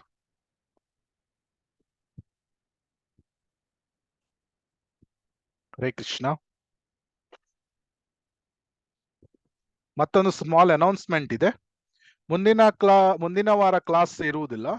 ಸೊ ನೆಕ್ಸ್ಟ್ ವೀಕ್ ಮತ್ತೆ ಭೇಟಿ ಆಗೋಣ. ಅವಾಗ ಶ್ಲೋಕ 1 ಅದನ್ನು ಮುಂದುವರಿಸೋಣ. ಹರೇ ಕೃಷ್ಣ. ಯಾರಿಗೆ ಏನಾದ್ರೂ ಪ್ರಶ್ನೆಗಳು ಇದೆಯಾ? ಪ್ರಶ್ನೆ ಅಥವಾ ಅರ್ಥ ಆಗ್ತಾ ಇದೆಯಾ, ಬೋರ್ ಆಗ್ತಾ ಇದೆಯಾ, ಅಥವಾ ಏನಾದ್ರೂ ಕಮೆಂಟ್ಸ್ ಇದ್ರು ಹೇಳ್ಬಹುದು. ಅರ್ಥ ಆಗ್ತಾ ಇಲ್ಲ, ಬೋರ್ ಆಗ್ತಾ ಇದೆ, ಕಾಂಪ್ಲಿಕೇಟ್ ಅನ್ನಿಸ್ತಾ ಇದೆ. ಅರ್ಥ ಆಗ್ತಾ ಇದೆ ಪ್ರಭು, ಅರ್ಥ ಚೆನ್ನಾಗಿ ಆಗ್ತಾ ಇದೆ. ಹೇಳ್ತಿದೆ. ಓಕೆ, ಹರೇ ಕೃಷ್ಣ. ಅರ್ಥ ಆಗ್ತಾ ಪ್ರಭು, ಇದೆ. ಇದ್ರದ್ದು ಪ್ಲೇ ಲಿಸ್ಟ್ ಕಳಿಸಿ ಪ್ರಭು. ಹಾ, ಆಯ್ತು ಮಾತಾಜಿ. ಹರೇ ಕೃಷ್ಣ. ಸೊ ಈಶೋಪನಿಷದ್ ಏನಿದೆ, ಸ್ವಲ್ಪ ತತ್ವಜ್ಞಾನ ಇರುವುದ್ರಿಂದ ಸ್ವಲ್ಪ ಕೆಲವೊಮ್ಮೆ ಯಾವಾಗ್ಲೂ ತತ್ವಜ್ಞಾನ ಫಿಲಾಸಫಿ, ಟೂ ಮಚ್ ಫಿಲಾಸಫಿ ಆದ್ರೆ ಅಷ್ಟೊಂದು ಬೋರ್ ಆಗ್ತದೆ ಕೆಲವೊಮ್ಮೆ, ಅಥವಾ ಅರ್ಥ ಆಗುದಿಲ್ಲ, ಆ ರೀತಿ ಆಗ್ಬಹುದು. ಅದರಿಂದ ನೀವು ಕಮೆಂಟ್ಸ್ ಕೊಡ್ತಾ ಇದ್ರೆ ಅಥವಾ ನಮಗೂ ಗೊತ್ತಾಗ್ತದೆ ಸಿಂಪ್ಲಿಫೈ ಮಾಡ್ಬೇಕಾ ಅಥವಾ ಫ್ಲೋ ಚೆನ್ನಾಗಿದೆಯಾ, ಈ ರೀತಿ ನೋಡ್ಬೋದು. ಹರೇ ಕೃಷ್ಣ.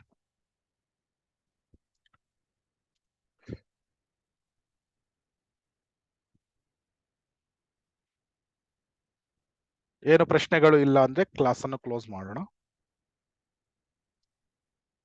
ಏನಾದ್ರೂ ಕಮೆಂಟ್ಸ್ ಇದ್ರು ಸಹ ಹೇಳಬಹುದು ನಿಮ್ಗೆ, ಅಥವಾ ನಿಮ್ಗೆ ಏನಾದ್ರೂ ಈ ಕ್ಲಾಸಸ್ ಗಳಿಂದ ಏನಾದ್ರೂ ರಿಯಲೈಸೇಷನ್ಸ್ ಗಳು ಬಂದ್ರೆ ಅದನ್ನು ಹೇಳ್ಬಹುದು. ಉದಾಹರಣೆಗೆ ಈಗ ನಾವು ಒಂದು ಪಾಯಿಂಟ್ ಹೇಳಿದ್ವಿ, ಸಿಂಪಲ್ ಲಿವಿಂಗ್, ಹೈ ಥಿಂಕಿಂಗ್. ಅದು ಇದನ್ನು ನಾವು ಹೇಗೆ ಜೀವನದಲ್ಲಿ ಅಳವಡಿಸ್ಕೊಳ್ಳಿಕ್ಕೆ ಪ್ರಯತ್ನ ಮಾಡ್ತೇವೆ, ಅದನ್ನು ಆ ರೀತಿ ಪಾಯಿಂಟ್ಸ್ ಗಳು ಇದ್ರು ಸಹ ನೀವು ಹೇಳ್ಬೋದು. ಹರೇ ಕೃಷ್ಣ. ಇದನ್ನು ಪ್ರಶ್ನೆಗಳು ಅಂತಲ್ಲ.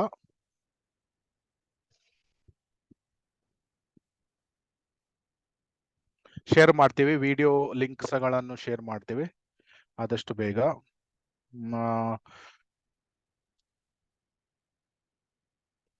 ಸೊ ಓಕೆ, ವೈಷ್ಣವ ಪ್ರಣಾಮದೊಂದಿಗೆ ಕ್ಲಾಸ್ ಅನ್ನು ಮುಗಿಸೋಣ. ವಾಂಛಾ ಕಲ್ಪತರುಭ್ಯಶ್ಚ ಕೃಪಾ ಸಿಂಧುಭ್ಯ ಏವ ಚ ಪತಿತಾನಾಂ ಪಾವನೇಭ್ಯೋ ವೈಷ್ಣವೇಭ್ಯೋ ನಮೋ ನಮಃ. अनंत कोटि वैष्णव वृंद की जय. ಶ್ರೀಲಾ ಪ್ರಭುಪಾದ್ ಕಿ ಜೈ. ಶ್ರೀಲ ಗುರುದೇವ್ ಕಿ ಜೈ. ತುಂಬಾ ಧನ್ಯವಾದಗಳು ಎಲ್ರಿಗೂ. ಹರೇ ಕೃಷ್ಣ. ನೆಕ್ಸ್ಟ್ 2 ವಾರದ ನಂತರ ಮತ್ತೆ ಸಿಗೋಣ. ಹರೇ ಕೃಷ್ಣ. ದಂಡೋತ್ ಪ್ರಣಾಮ್. ದಂಡೋತ್ ಪ್ರಣಾಮ್. ಹರೇ ಕೃಷ್ಣ.